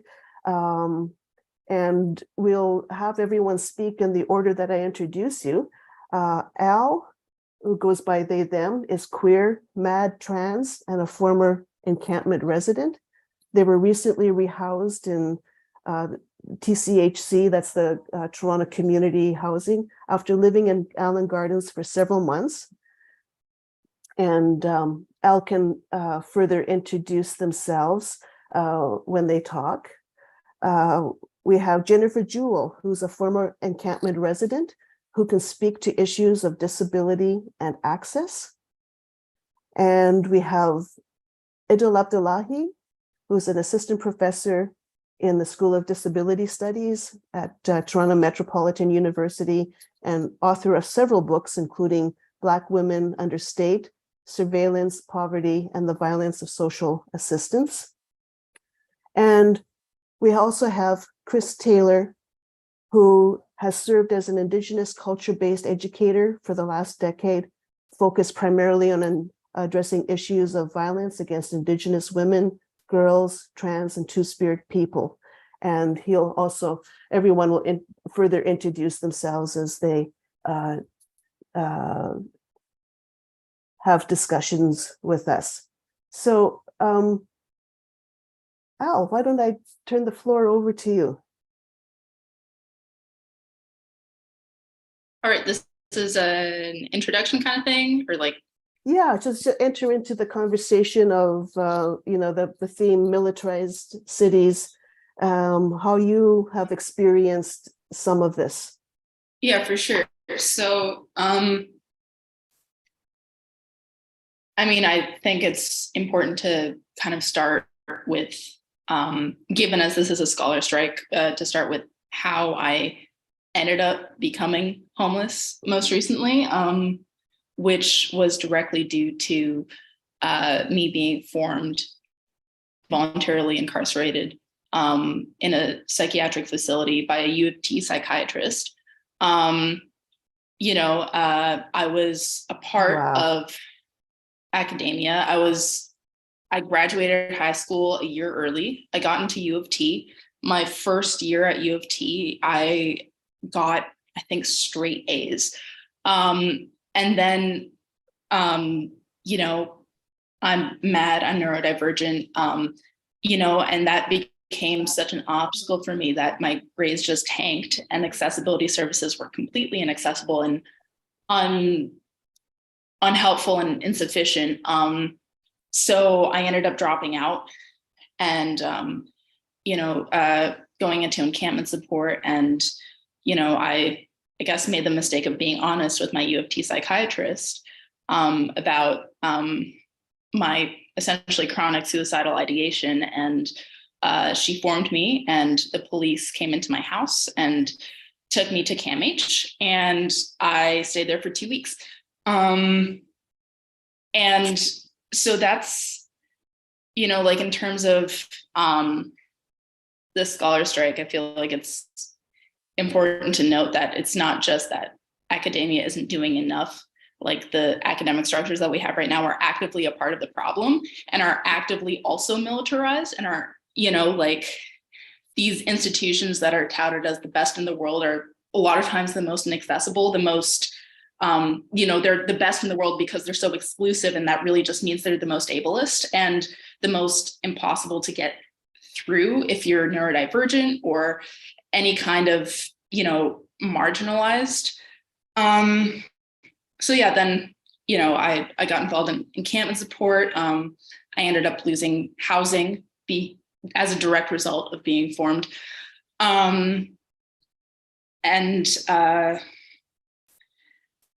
Yeah, I mean, since then, I haven't been honest with a psychiatrist since, because, you know, the psychiatric system is inherently carceral, and it inherently is really colonial in the sense that it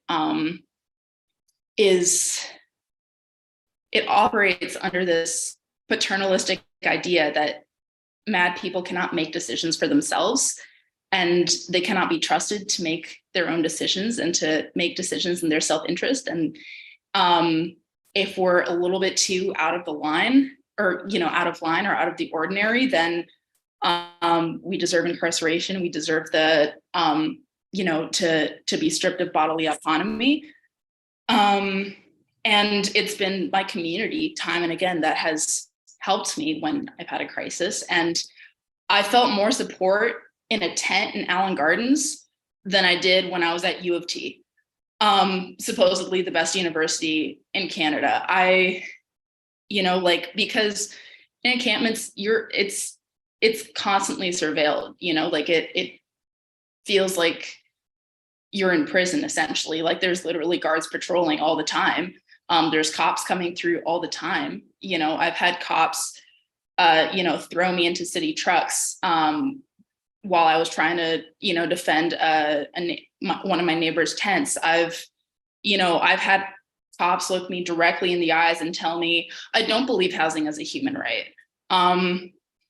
And, you know, like, that's the system that we're up against. And that's the system that, you know, essentially, like, I don't know, once I got there, like, it just felt like I'd been left for dead. You know, it just felt like I was, like, you know, like I was not wanted by society, and they were kind of hoping I died. And especially with the housing process, like, just the notion that you have to be housing ready, which is like the first thing I got when I was when I connected with Streets to Homes was, oh, are you housing ready? And I was like, I have a pulse.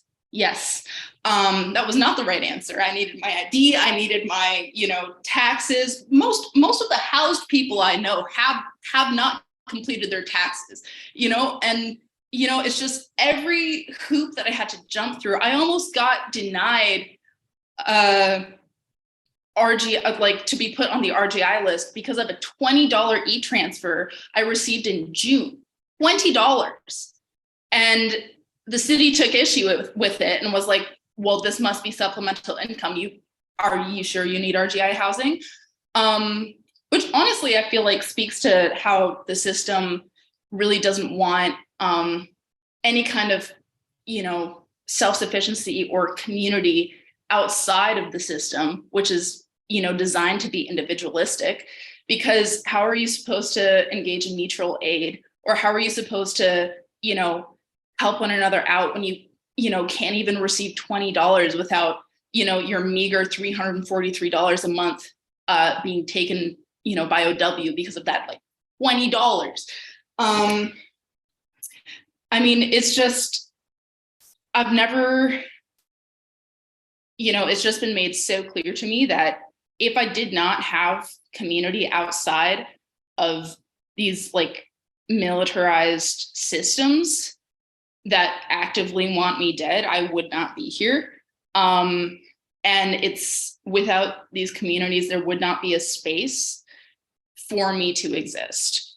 There, you know, I mean, it's just, even like the head of OEM, John Francisco, we were having a meeting with him at Allen Gardens one time, and I was raising concerns about the community there and like how taking tents is harmful and they do it every day and you guys need to stop. It's really harming people. And I don't have an infinite supply of tents. I have maybe one, maybe, to give to people who have had their tents stolen. And John Francisco looked at me and was like, well, I really think you should focus on yourself and getting housing for yourself. Like just focus on you. Why are you worried about all this? And it just speaks so largely to how much this system is dependent on us not having community, on us being individuals and not a collective. And it speaks so much to how we are expected to operate in the society as individuals, as individual consumers, as individual exploitable workers. And, it's especially, with the police who essentially actively, think about how intensely encampments are targeted. And there's one part of it where the city hates visible poverty, absolutely hates it because it makes them look really bad, because clearly it's a symptom that the system is not working. But on the other hand, encampments are also places of community. And they've come down harder on encampments, in 21 than, panhandlers. There wasn't this kind of militarized response to, panhandlers or, people sleeping rough, obviously they still get harassed to hell. Yeah. But there's just this, encampments are places of community, and that's a threat to the system. That's a threat to, the whole concept of capitalism kind of relies on us being dependent on it. And if we start creating our own communities, our own systems of care and collectivism, then it makes capitalism and it makes the system obsolete. And that threatens everybody in power. And so much of, the enforcement and the violence that we face as encampment residents or as queer people or trans people or mad people is just based on the fact that our existence is dependent on being a part of a community, and community inherently is anti-capitalist. I'm so happy you are here to tell your story and to give that analysis. There's and the movement from carceral you to the carceral psychiatric system, and into a particular kind of set of systems that are equally carceral. I wonder if you can explain to folks, because you use the term form and people might not be familiar with that. What is that? What is form? Yeah, so that's just and it varies from country to country. The colloquial term for it, I think in the States it's 5150, but essentially it's being involuntarily admitted to a psychiatric facility. So a psychiatrist decides that you're not capable of making decisions for yourself, you're not in your right mind, and so what you say does not matter anymore. The cops will come and take you. If you resist, you will get fucked up. If you challenge the psychiatrist in any way, you will end up staying longer. And it's just a very carceral system that is not at all. The irony of it is that if I was not so scared of being formed, I would have sought out help long before I reached that phase. Yeah. But I was so terrified of having my autonomy taken away from me. And I was so terrified of having to go through that and the trauma that I knew would come with that. And so I, wasn't able, it was an active impediment to me receiving any kind of help until I was at that crisis point and I was desperate enough to reach out. And I essentially lost my entire life because I was honest with my U of T psychiatrist. That is horrible. And you've recently been housed. Yes, yeah. Which is, it's weird how much it still feels weird. And it's still, I don't know, it's strange. I'm still getting acclimated and trying to figure out the emotions that come with it. But I mean, if I could just give one more instance of how much the system as it is does not give a fuck about whether we live or die. I was, while I was in my tent in Allen Gardens, I ended up being drugged and kidnapped and raped at somebody's apartment close by, during which my friends ended up showing up. I gave just enough information as to my whereabouts. The police were called. It took my friends 17 minutes on the phone with dispatch to even convince them to come. And then the police showed up. They knocked on the guy's door. The guy answered. They said, Al's not here. And then the police were like, okay, our job is done. And then my friends were like, no, go search that apartment. And they found me in some closet, no pants, no underwear, no shoes, one sock, not breathing. I've never voluntarily taken an opiate in my life. Narcan brought me back. They seized the guy's phone. It had an hour and a half footage of me and also footage of several other girls. And I ended up being admitted to the hospital. And they didn't arrest him.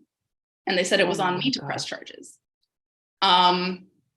Which Wow. is completely untrue. Like, the police 100% have the prerogative to press charges themselves. They just don't care, like, I'm some, homeless trans motherfucker. Like, it's just so cemented in my brain how much the police are not there to protect me. They're not there to protect me or anybody remotely like me. And, besides them, and moreover are an active threat to, my safety and the safety of my community, because they're there to protect the interests of the state, and my existence and the existence of community is inherently, a threat to the state. Yeah. Yep. And I'm so sorry about the experience that you had, and whatever you have to do for safety here in this conversation, please draw on that and the support of all of us. Know that I have standing in solidarity with you. I'm so happy that you're here to relay this story, which is, in a teaching context. Our teaching is about teaching and learning against social abandonment, and its ties to policing, militarization, and your story actually just pulls the connections through so vividly, from the university as a carceral system to the medical complex as a carceral system, and to where we are all entered now. So thank you so much. I'm hoping that we can come back, because we'll have some further conversation. And I was wanting to turn the floor over to Jennifer Jewell. So nice to meet you. Hi, she, her.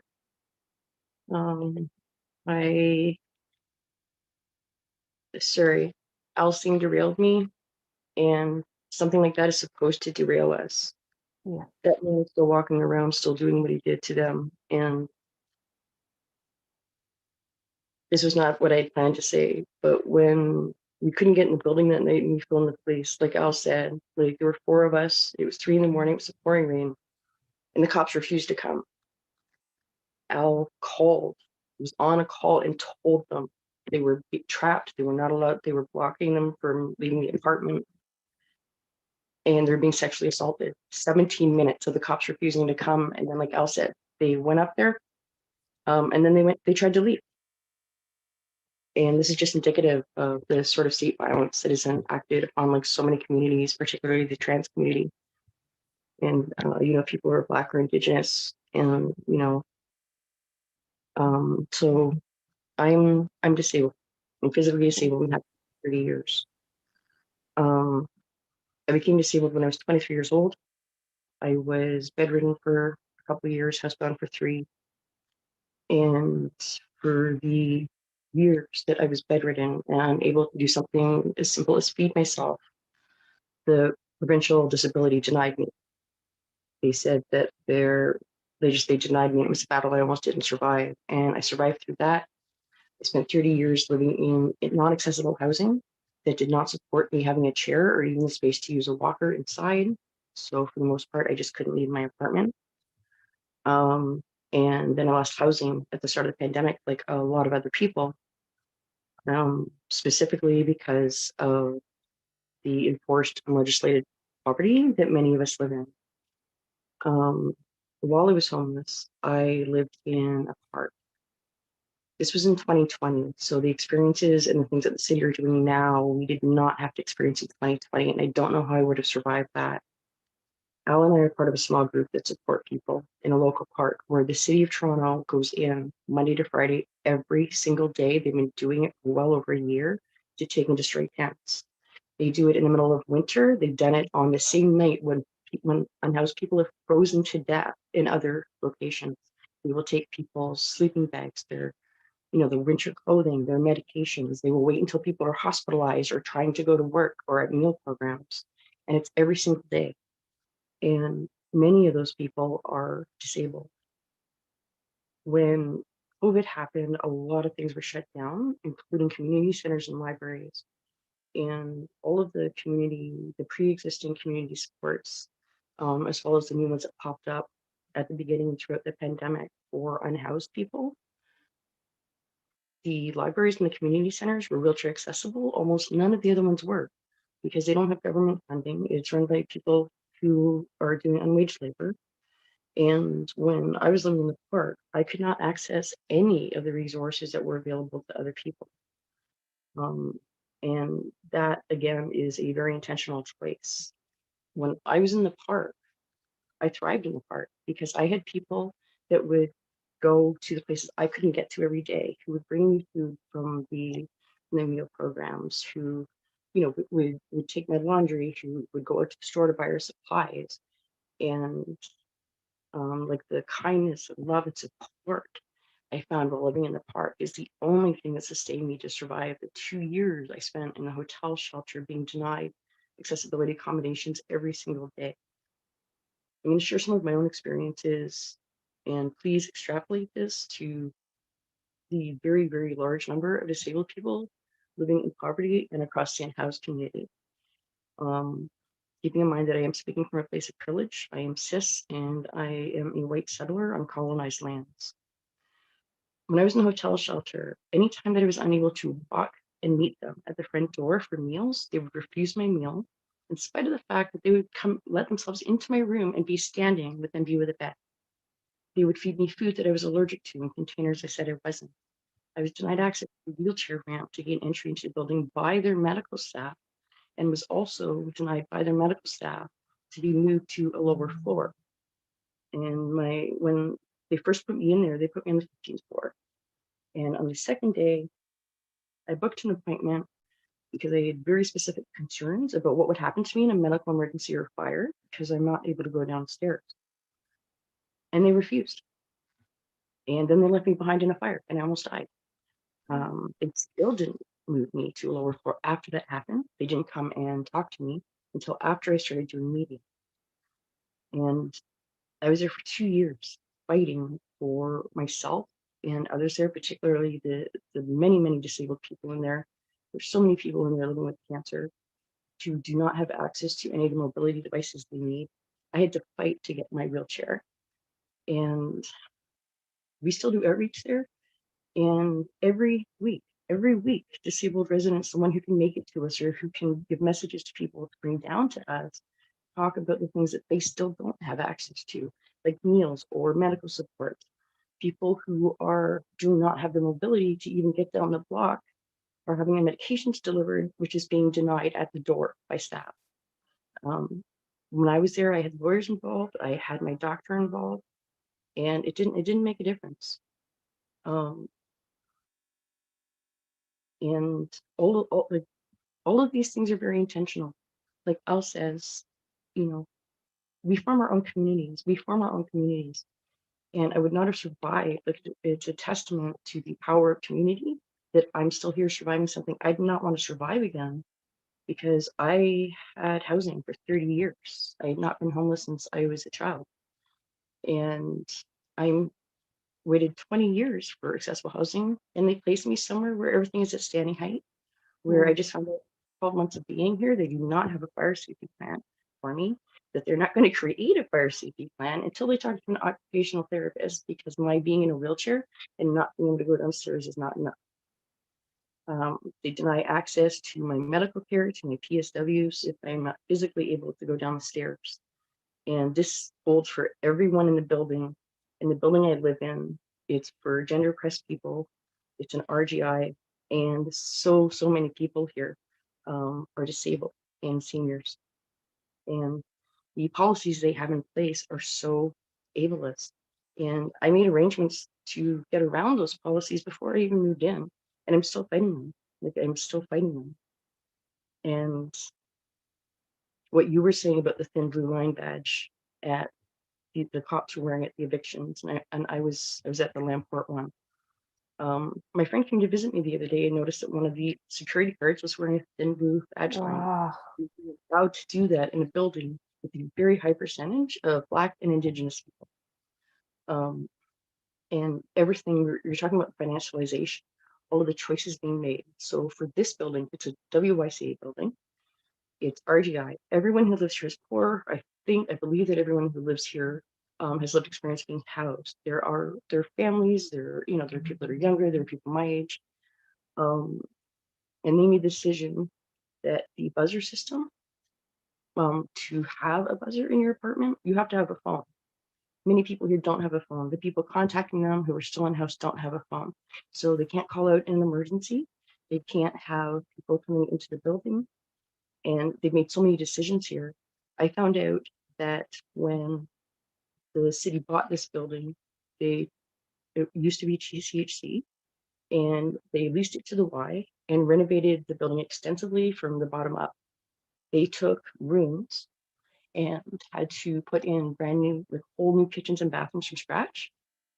I think it's 13 stories, and I think 10 or 11 are lived on.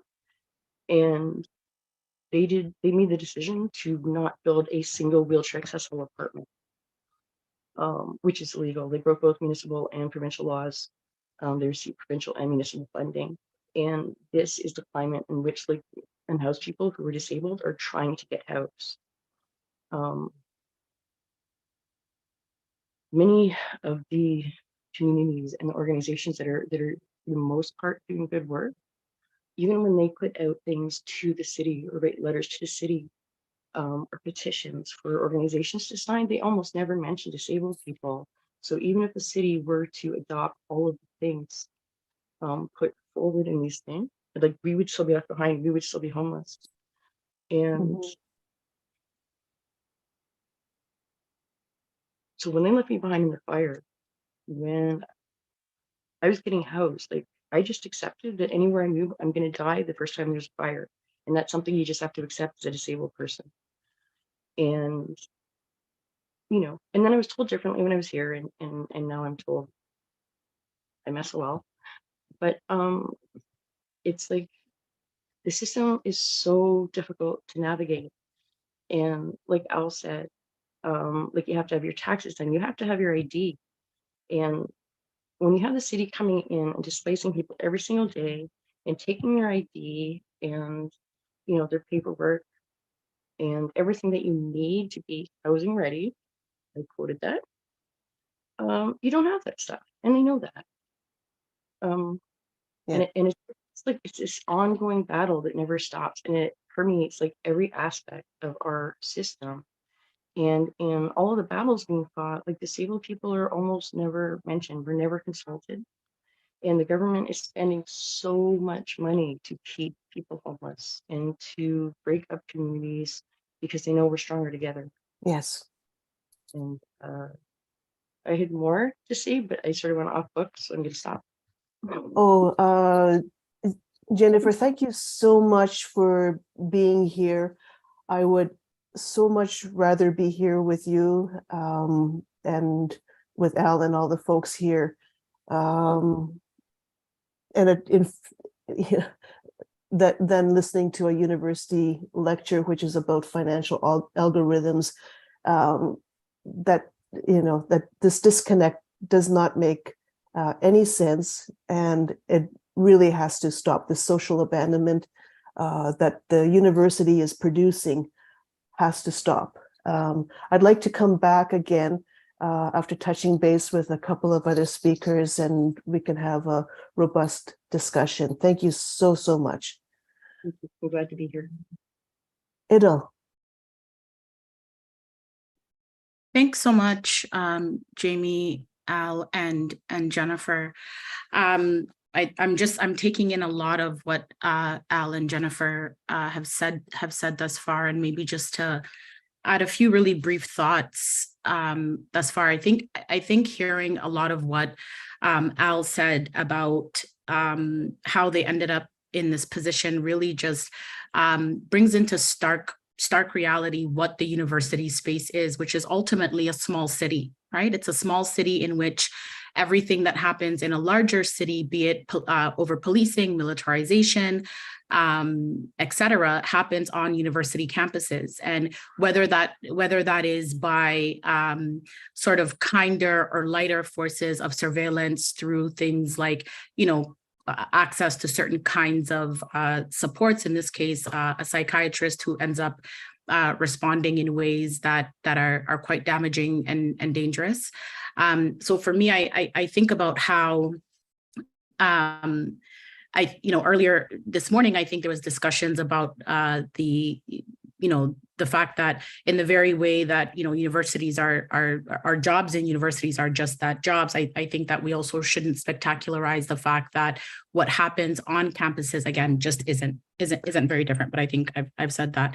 I think the other really important thing that is brought to light throughout both of the presentations and discussions so far, for me, is while both Al and Jennifer are struggling, in every one of those relationships of struggle is a person who is paid, or many people that are paid to respond to what happens to be their need, right? So whether it's the person who answered the phone call at dispatch with police the day that Al called to the police officer, et cetera, that is thousands and thousands of dollars to mismanage and not manage and overly control people while Al is being violated, while people are living outside and hungry and starving, et cetera.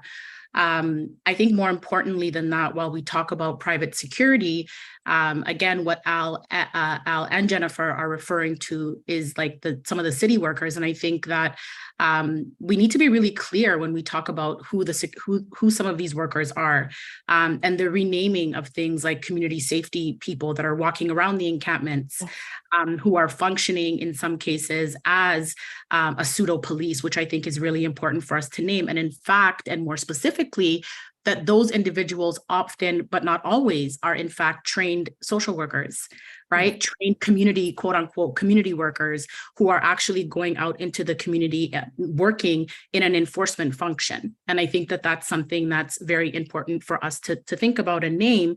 And I think just, in the context of the institution that I work in, Toronto Metropolitan University, I think about how we are specifically implicated in our relationships to places like Allen Gardens, in our relationship to buying up what is the former Works building on Victoria Street, and what that means for people who are actively using drugs and are going to be potentially displaced in the years to come. I think about what it means in terms of what we, these kinds of pseudo false relationships that we create as academics to have relationships with communities whereby, we transplant ourselves in parks to do certain things while the people who are actually living there get zero benefit again. So yet, we can see how we are implicated in some of this, not just in the purchase and displacement of purchase of land, purchase of buildings as we expand institutions, and not just Toronto Metropolitan University, but I think we can see this happening at the University of Toronto and subsequent other institutions as well. But I think the bigger implication is the abandonment of the people in those spaces, right? And ultimately then how we gain from that experience. And I think just to really think, lastly, I think the last thing I'll say on this is, Jennifer's quote about finding a place to live and figuring out that they're going to die, right? Like they're going to die the first time there's a fire. And to think about what that means when, again, we have all these policies, procedures, practices, laws that suggest that a building should be accessible, right? And so when we're talking about cost, that's the cost for Jennifer's death. And I think I just want to echo that that's what I heard. The cost of me being housed is also the cost of me dying. So I'm going to go ahead and leave that there. Thank you. Thank you so much, Edel. Really appreciate all the discussion. So much gratitude to all of you. And I'd like to touch in with Chris Taylor. And maybe you could introduce yourself a little bit again, Chris, and we'll hear from you. Thank you so much. Thank you very much, Jamie, and thank you immensely, Al and Jennifer and Adil, Rejan as well. It's a pleasure to be here. If I may, I'd like to introduce myself in a very particular manner. So my name is Chris Taylor. I'm of Atomi Nanu ancestry of Guanajuato, Central Mexico. I've spent a large part of my life as a part of, I'm a spouse to a very strong Indigenous Ganyagehaga woman who I've known since I was a young boy. Our families were friends. I'm a parent to three very beautiful children, the youngest of whom is just 6 years old now. I live in a multi-generational household. My mother lives with us and does her best to share a little bit with us about where she comes from. And today I really wanted to talk about in particular some understandings that come from the south of Turtle Island, and so I do of course do a great deal of work alongside of communities in this area, but in this conversation I really wanted to frame it in a very particular way, if I may. So maternally I'm of Atomi Nanu ancestry, and my family comes from Guanajuato, Central Mexico, particularly, San Jose Iturbide. This is where my mother was born. My grandmother and all of their grandmothers before them were born in this community. In 1953, though, due to violence and the loss of our family's agricultural lands, it became necessary for my grandmother to relocate with her 15 children to a mountain called Mazatepetl, or Cerro del Julio. And my grandmother's home, it's now been absorbed into an impoverished and densely populated yet very lively mountain community in the outskirts of Mexico City.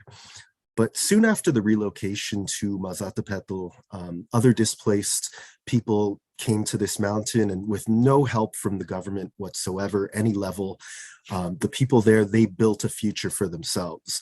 My entire extended family lives in Mazatepetl to this very day.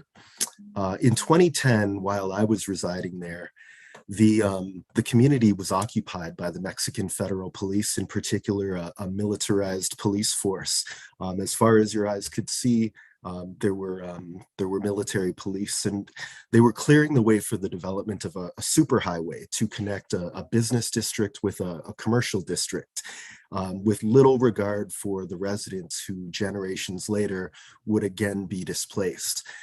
Now, during this same period, I observed the homes around me, the community. My family lives at the corner of Luis Cabrera and San Bernabe, right at the intersection. You know, it was the homes, the women, the mothers, the grandmothers. They were organizing a collective resistance effort, and the Zapatista Army of National Liberation attended Mazatepetl to support their organizing.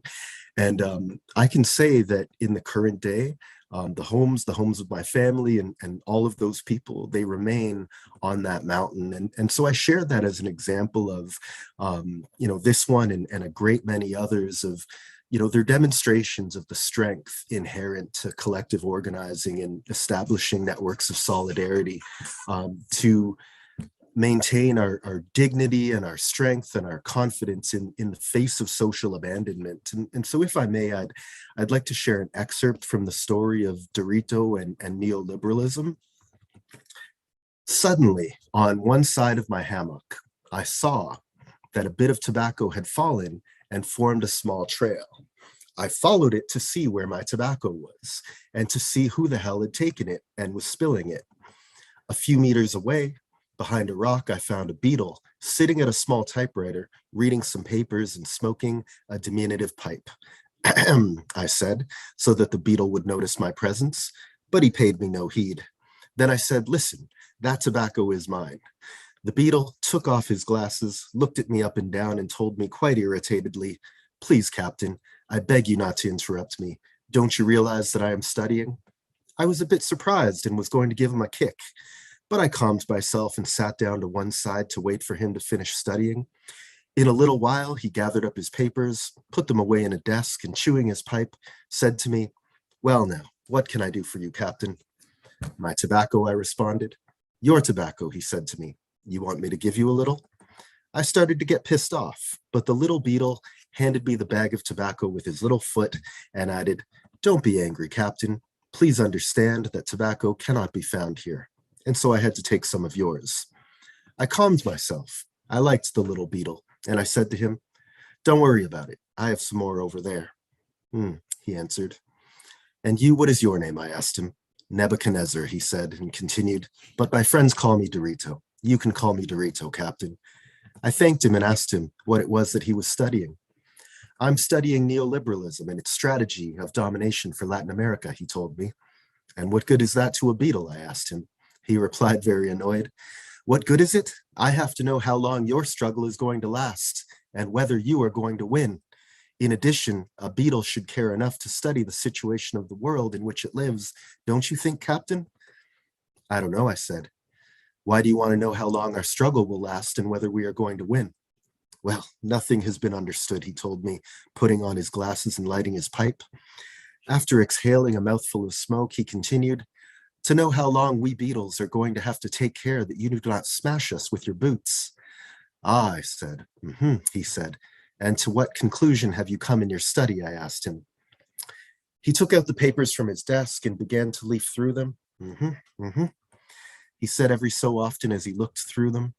After having finished, he looked at my eyes and said, you are going to win. I already knew that, I told him. I added, but how long will it last? A long time, he said, sighing with resignation. So the Zapatista Indigenous Army is perhaps most remembered for their declaration of war against the Mexican state almost 30 years ago now. That was in 1994.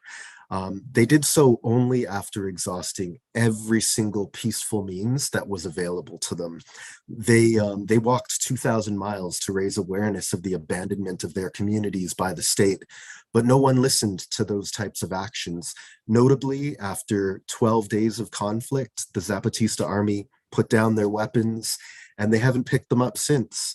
Rather, they've been focused on the task of building autonomous, self-determining communities, and in more recent times, establishing solidarity networks with collectives involved in their own struggle against capitalism and imperialism across the ocean over in Europe.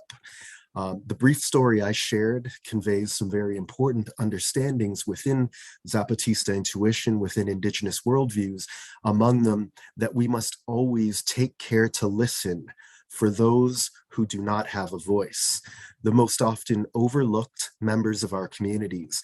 This could include our own peers, our friends, our family members who are living on the streets, who die as a result of substance use, who live with the fear of arrest, who face the violent reality of poverty every single day. And so the principles of the Zapatista world building, they're informed from their contemporary experience in autonomous community building. Zapatismo is understood as an intuition rather than being an ideology. It's one rooted in, again, traditional indigenous knowledge, but cultivated under the conditions of social abandonment. And so I'd like to outline some of those understandings within Zapatismo, because I believe strongly that they may be able to contribute, some value to other world building projects elsewhere as well. The first is that we want to build a world in which many worlds can exist. And, this is to build a world where many ways of being, knowing, and doing can exist simultaneously. There's not just one way to live a good life, to live your life. Everything for everyone, nothing for ourselves. That we're focused on what is best for the entire community, rather than a focus on how me, my family, or my group of friends can benefit from a particular situation. To obey, not command.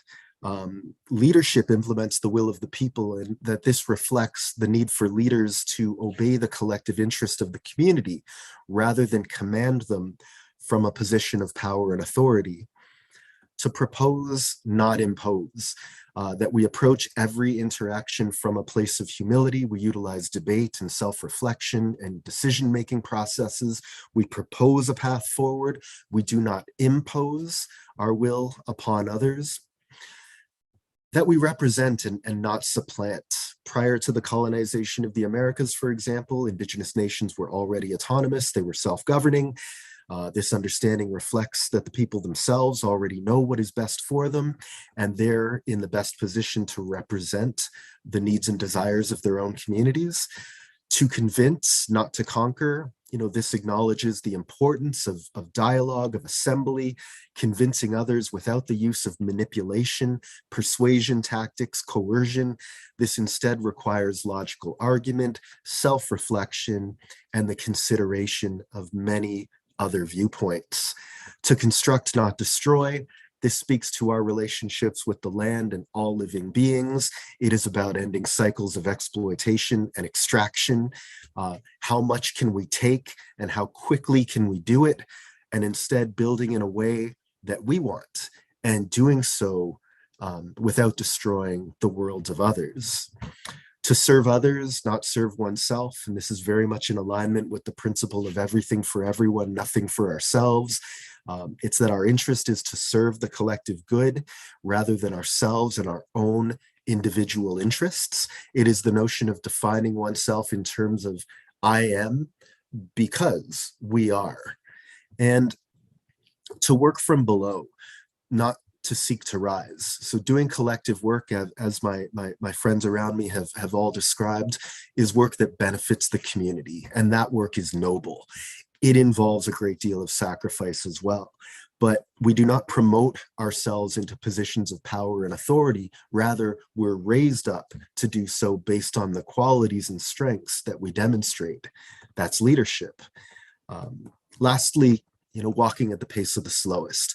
We consider the voices of those who are most easily left behind. Those could be our children, those could be our old ones, those could be the members of our community who live with exceptionalities. Before moving forward with a particular action, we take the time to listen to the perspectives of the oldest, the youngest, the most vulnerable in our communities, and ensure that there is understanding of why we need to make a decision around a particular matter. So these are just some of the understandings that guide Zapatista intuition, which they describe in terms of Zapatista is not, or sorry, rather Zapatismo is not a new political ideology. It's not the recycling of old ideologies. Zapatismo is nothing. It does not exist. It only serves as a bridge to cross from one side to the other. So everyone fits within Zapatismo. Everyone who wants to cross from one side to the other. There are no universal recipes, lines, strategies, tactics, laws, rules, slogans. There is only a desire to build a better world. That is a new world. And so lastly, I'd like to leave us with a quote in this period of absolute uncertainty, because it is simply not possible for anyone to know what our future can hold. It is that hope is not the conviction that something will happen, but rather that something makes sense, whatever happens. Thank you.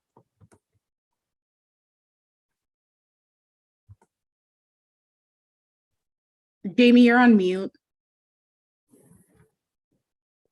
Thank you so much. Thank you so much, Chris. What an amazing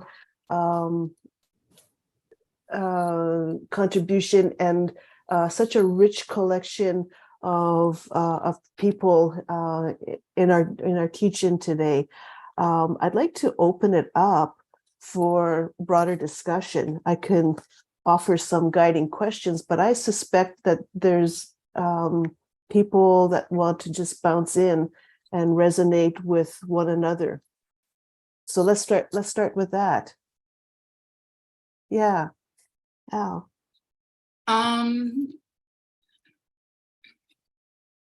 Yeah, so I just wanted to circle back to what Adil was saying on like how so many of these, positions of like enforcing the state are being paid or like rebranded as like community safety teams, for example, which we have been in shelter hotels for a while, but are relatively new to Allen Gardens, relatively new.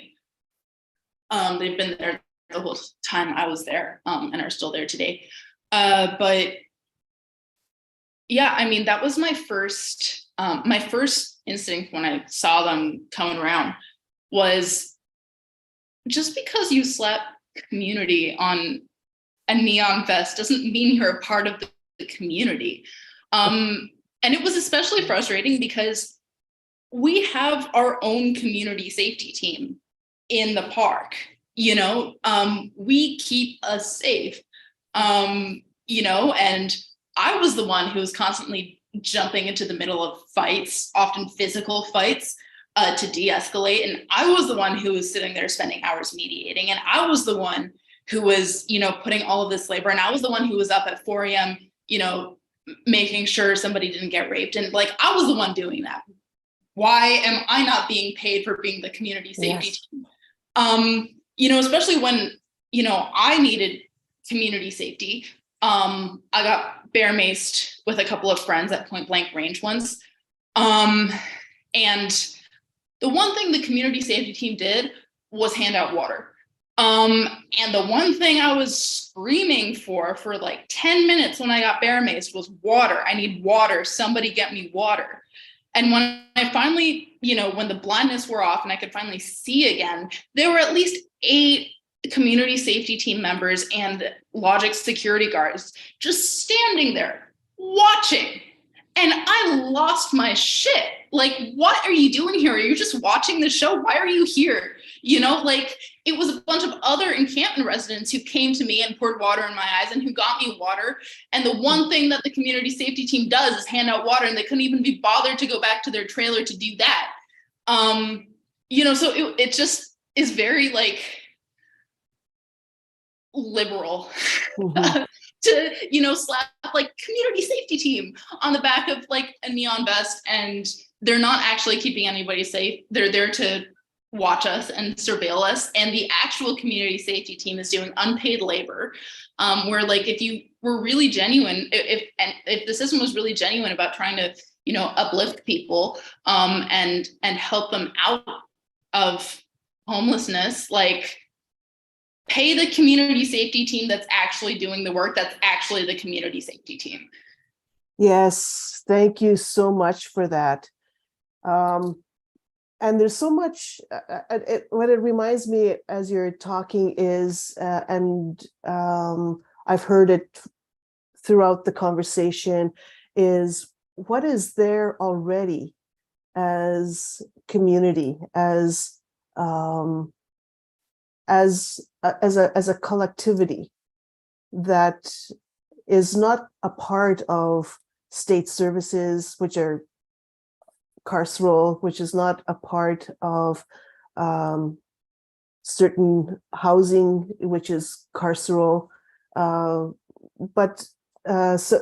where that leads me is, you know, in what ways do we need to begin to pull together these knowledges and well, we need to abandon the university. I keep thinking of, you know, a scenario where this violent state will slowly just dissolve if enough people abandon it and have, you know, the kinds of collectivity and collective life that that Chris was describing. I'd love to see that same thing happen to the university. It would just slowly dissolve, and sites of other kinds of learning, collective life would evolve. But you know, where does that take us? Would anyone like to jump in? I've learned so much from this community. Where does it take us in, you know, what sense? Like if we were to kind of decolonize an academic setting? well, I'm going to like abandon the academic setting. What's available? I was thinking, you know, when you were saying that you should be getting paid because you're the one that's doing community defense, but you're also here teaching us. There's so much here that that we need to understand.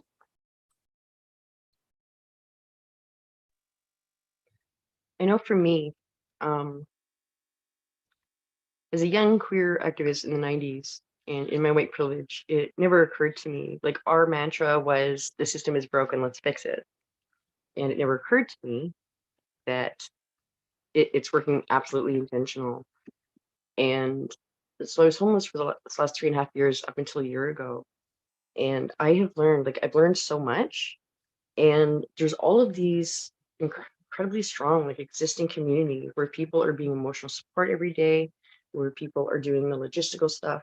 Like all of the groups or people that come to Owen Gardens who actually help, not the capital H help.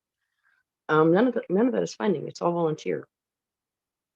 And but it's not being acknowledged. Like it's never being acknowledged. And often, and also in academic settings, when people are talking about like the community organizations that exist, they're talking about the organizations who do have funding, who are getting paid, who go home at 5. And I was a member of several organizations. Not necessarily, most people weren't being paid. But what I found is a lot of them did. They would go home at 5. So if there's an action or if there was something happening or someone needed help, they would do it right up until they were off the clock. And for many of us, for while I was homeless and living at the Bond when I was in the park, and for people who are still outside, it's like they don't get an off the clock. They don't get to take a break. It's nonstop. And when I lived in Dufferin Grove Park, and when I was living on the streets as a kid, people hated us, and that's what I expected. And I was completely unprepared for the level of love and support and kindness by the house people in the area. And once they sort of knew what we're about, like we would wake up and there'd be blankets or sleeping bags or food. other people who were housed in the area, who had been homeless in the park before we were, were lending us like Coleman stoves and everything that we needed to survive. And as I mentioned before, like I made friends with someone who was going out like every single day throughout the time I was there, to get us the food and the things that, we didn't have the mobility to get ourselves. And a lot of our time, I don't think specific to our group, is fighting the city's narrative. Because the city wants to make this invisible. The city is about destroying communities and making sure that people do not have the emotional or physical resources to help themselves. And when I moved from the park into the Bond Shelter Hotel, I naively was expecting the same sort of community, and it was nothing like that. And it took me a while to figure out that because of the institutionalized violence, because of the racism and the ableism, because of the choices made by staff every single day to do harm, everyone was expending every last resource they have, both emotionally and physically, just to survive. So they couldn't support each other. And that did still happen. People did support each other. But it's exhausting. And so much of what people are doing in communities and the work they're doing, the city is actively putting out messages to make that invisible and to silence that and to say that that's not happening. It would be nice if other people who are getting paid could maybe take that on for us. Thank you. Thank you so much for that. We have time for just to drop in for a final word. You could offer a word on where do you find the hope, or just a final word. Where do we go from here? Where do we go in reverse order? Is that okay? Would you like to start, Chris? Thank you very much, Jamie, Al, Jennifer, Adil. So, for me, what I've come to learn in my lifetime is that in part, to the extent possible for all of us in urban spaces, this really begins with, autonomy really begins with the ability to grow our own food, to be self-sufficient, and we then, we trade, we trade what we need, and we create collective networks of others who that we trade with, and that in this in this way of sharing, this is the way it begins. This is what I've been taught since I was a young person. In those same teachers, they shared with me, for example, like the land that we grow our food on, like it even teaches us, like it teaches us about the importance of this collective work. The example we find in the South, we find it here, of corn, beans, and squash growing together, but they also teach us about the force of collectivity. The corn, it provides a very strong stalk, as we know, if we, when we grow food. The beans, they're this very thin vine, and they need something to grow up. But they, in turn, they replenish the soil with nutrients like nitrogen that it needs. And the squash, those really dense, lush leaves, they're right up against the surface, and they retain water.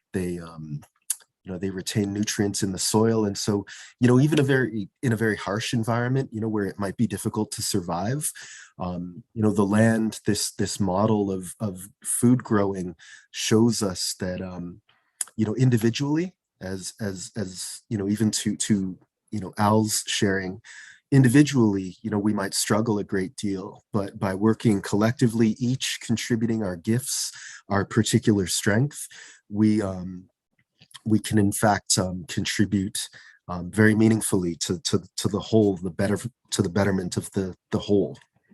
Thank you. Yeah, thank you so much, Chris. Idil. So Jamie, your question was on hope. Is that your question? Yes, if you'd like to take it up, or if you want to frame a different closing.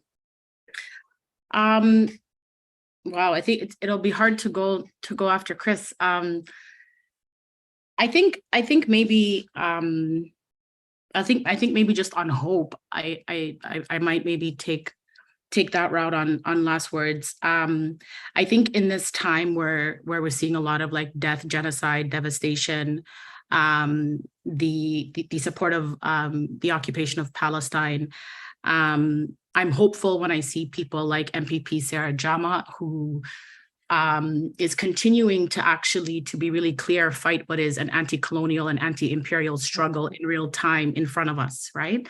Yeah. And so I'm hopeful because I see what's happening here as a direct challenge to what happens when we make a demand for land back, right? And what happens when someone who themselves is living with a disability is challenging things like, disabling violence globally, but while also still experiencing a particular type of disabling violence right now while she's going through that process. So I think about that as hopeful. I think about what it means to see a disabled person leading this particular charge at this moment again. And for me, really what's important is that this is an anti-colonial struggle and we're watching someone lead that, and how can we participate in that and focus on that and continue to think about how we can challenge disabling violence both globally and locally, because I also want to connect that what is happening in the day-to-day to people like Al and to people like Jennifer is a kind of disabling violence that is an institutionalized disabling violence, right? That is to leave behind disabled people. It is the abandonment of people that are working class, people that are houseless, people that are queer, trans, people that are Black, people that are Muslim, people that are Indigenous, et cetera. I can go on. So I think this kind of tie through is particularly important. So I'm hopeful. I also want to remind those of us who are in positions to be able to, especially on campuses, I think to really be mindful about how, again, in this particular time, we see the abandoning and the hyper-militarization of our campuses, the increased use of CCTVs, the increased use of surveillance technologies in the name of safety, in the name of student safety.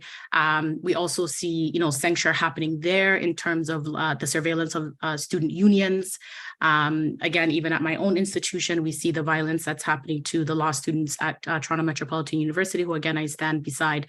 So in this moment, what I'm thinking about is our vigilance against hyper-surveillance and hyper-militarization, the use of that to discipline us, to keep us in line, the refusal of that, and really to be hopeful and steadfast around what is a real and live anti-imperial, anti-colonial battle that we are all a part of and witnessing in this time. So I'll go ahead and leave that there. Thank you so much. Thank you so much. And thank you for mentioning Sarah Jama, and so much solidarity to Sarah Jama. Obviously, the NDP is not the collective environment that we need. Let's rip up our membership cards and toss them away. Al, can we would you like a closing remark? And then we'll move to Jennifer. In reverse order, Jen is first. I'm so sorry. Yes, you are absolutely right. I'm so sorry. Jennifer. It's totally fine. And yes, thank you very much for mentioning Sarah Jama and fuck Marit Stiles, who just said a watered down version of what she did before they tossed her out. I really love what everyone spoke on, and the way Chris was talking about the community and how he was raised. And I believe as humans, that is the way that we're supposed to be living. And it's such a beautiful thing, like just such a simple thing. I grew up near farmland, and a lot of our vegetables came from the farms or my dad's vegetable garden with food. And he taught me like a love and, appreciation of the earth and how it's our literal foundation. And there are always going to be more of us than them. There are always going to be more of us than them. And we have to do everything we can to hear each other, to boost each other, to step back when it is not our place to be taking the forefront. And I'm so blessed because I have learned and continue to learn, like every single time I hang out with my friends, all of whom, you know, some very recent experience being homeless, all of whom, you know, are disabled or living in poverty, people from the community in you know, Allen Gardens itself. Like every time, you know, I hang out in these spaces, like I learn something that probably wouldn't have occurred to me, you know, and it makes all of us stronger. And being part of the Toronto Homeless Union, you know, I get to see that like every week.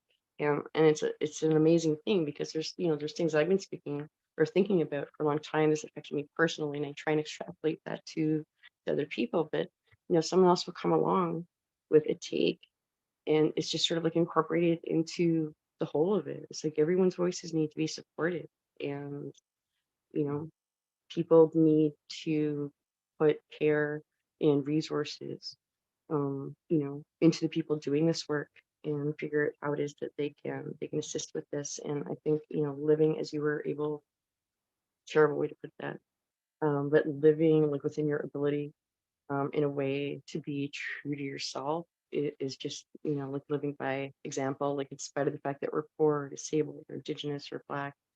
And yeah, I'm really grateful to have survived everything I did and to be in this discussion. Thank you.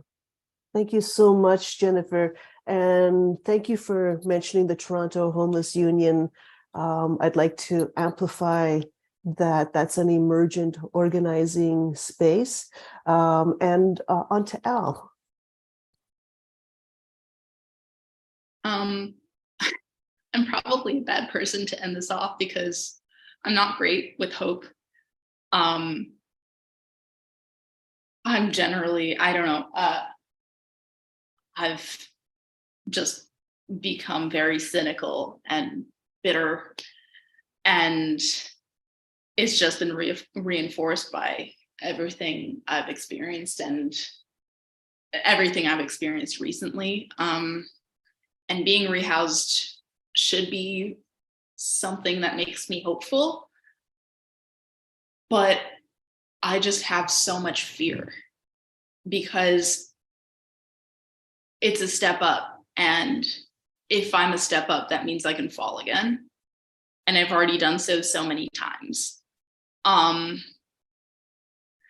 if there's anything that does give me hope that keeps me going, it's not necessarily this hope for like this broader victory or this broader, you know, like goal, because I honestly am incredibly cynical that we'd ever be able to achieve that. But what gives me hope is the quiet ways we care for each other, you know, like a friend dropping off some groceries because, you know, I can't leave the house that day, or, you know, somebody loaning me $40 so I can afford, you know, my cat's medication, or, you know, coming with me to a doctor's appointment because I have so much medical trauma, or, you know, just sitting with me as I, you know,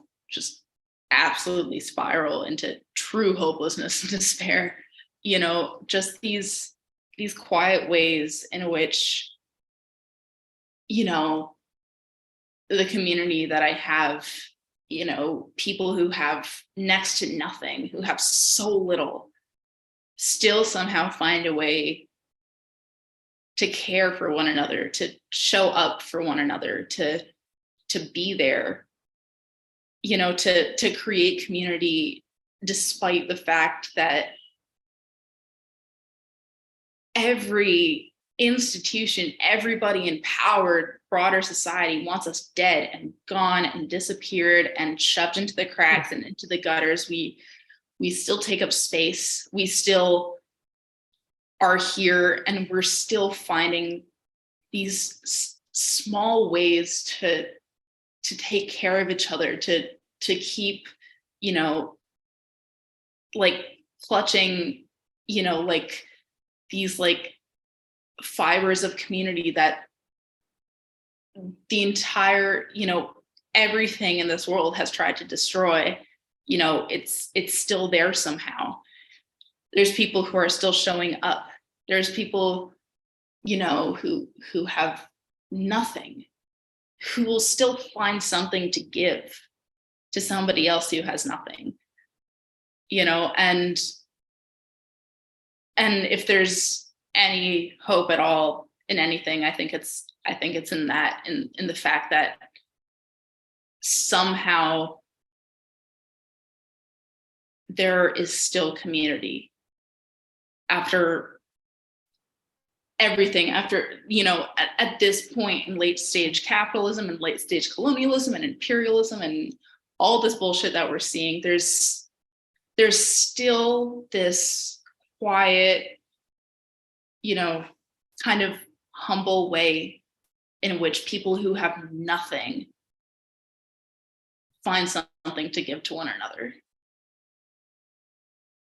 Thank you so much. I so wish that everyone can tune into this teaching and learn. Al, thank you for speaking your truth.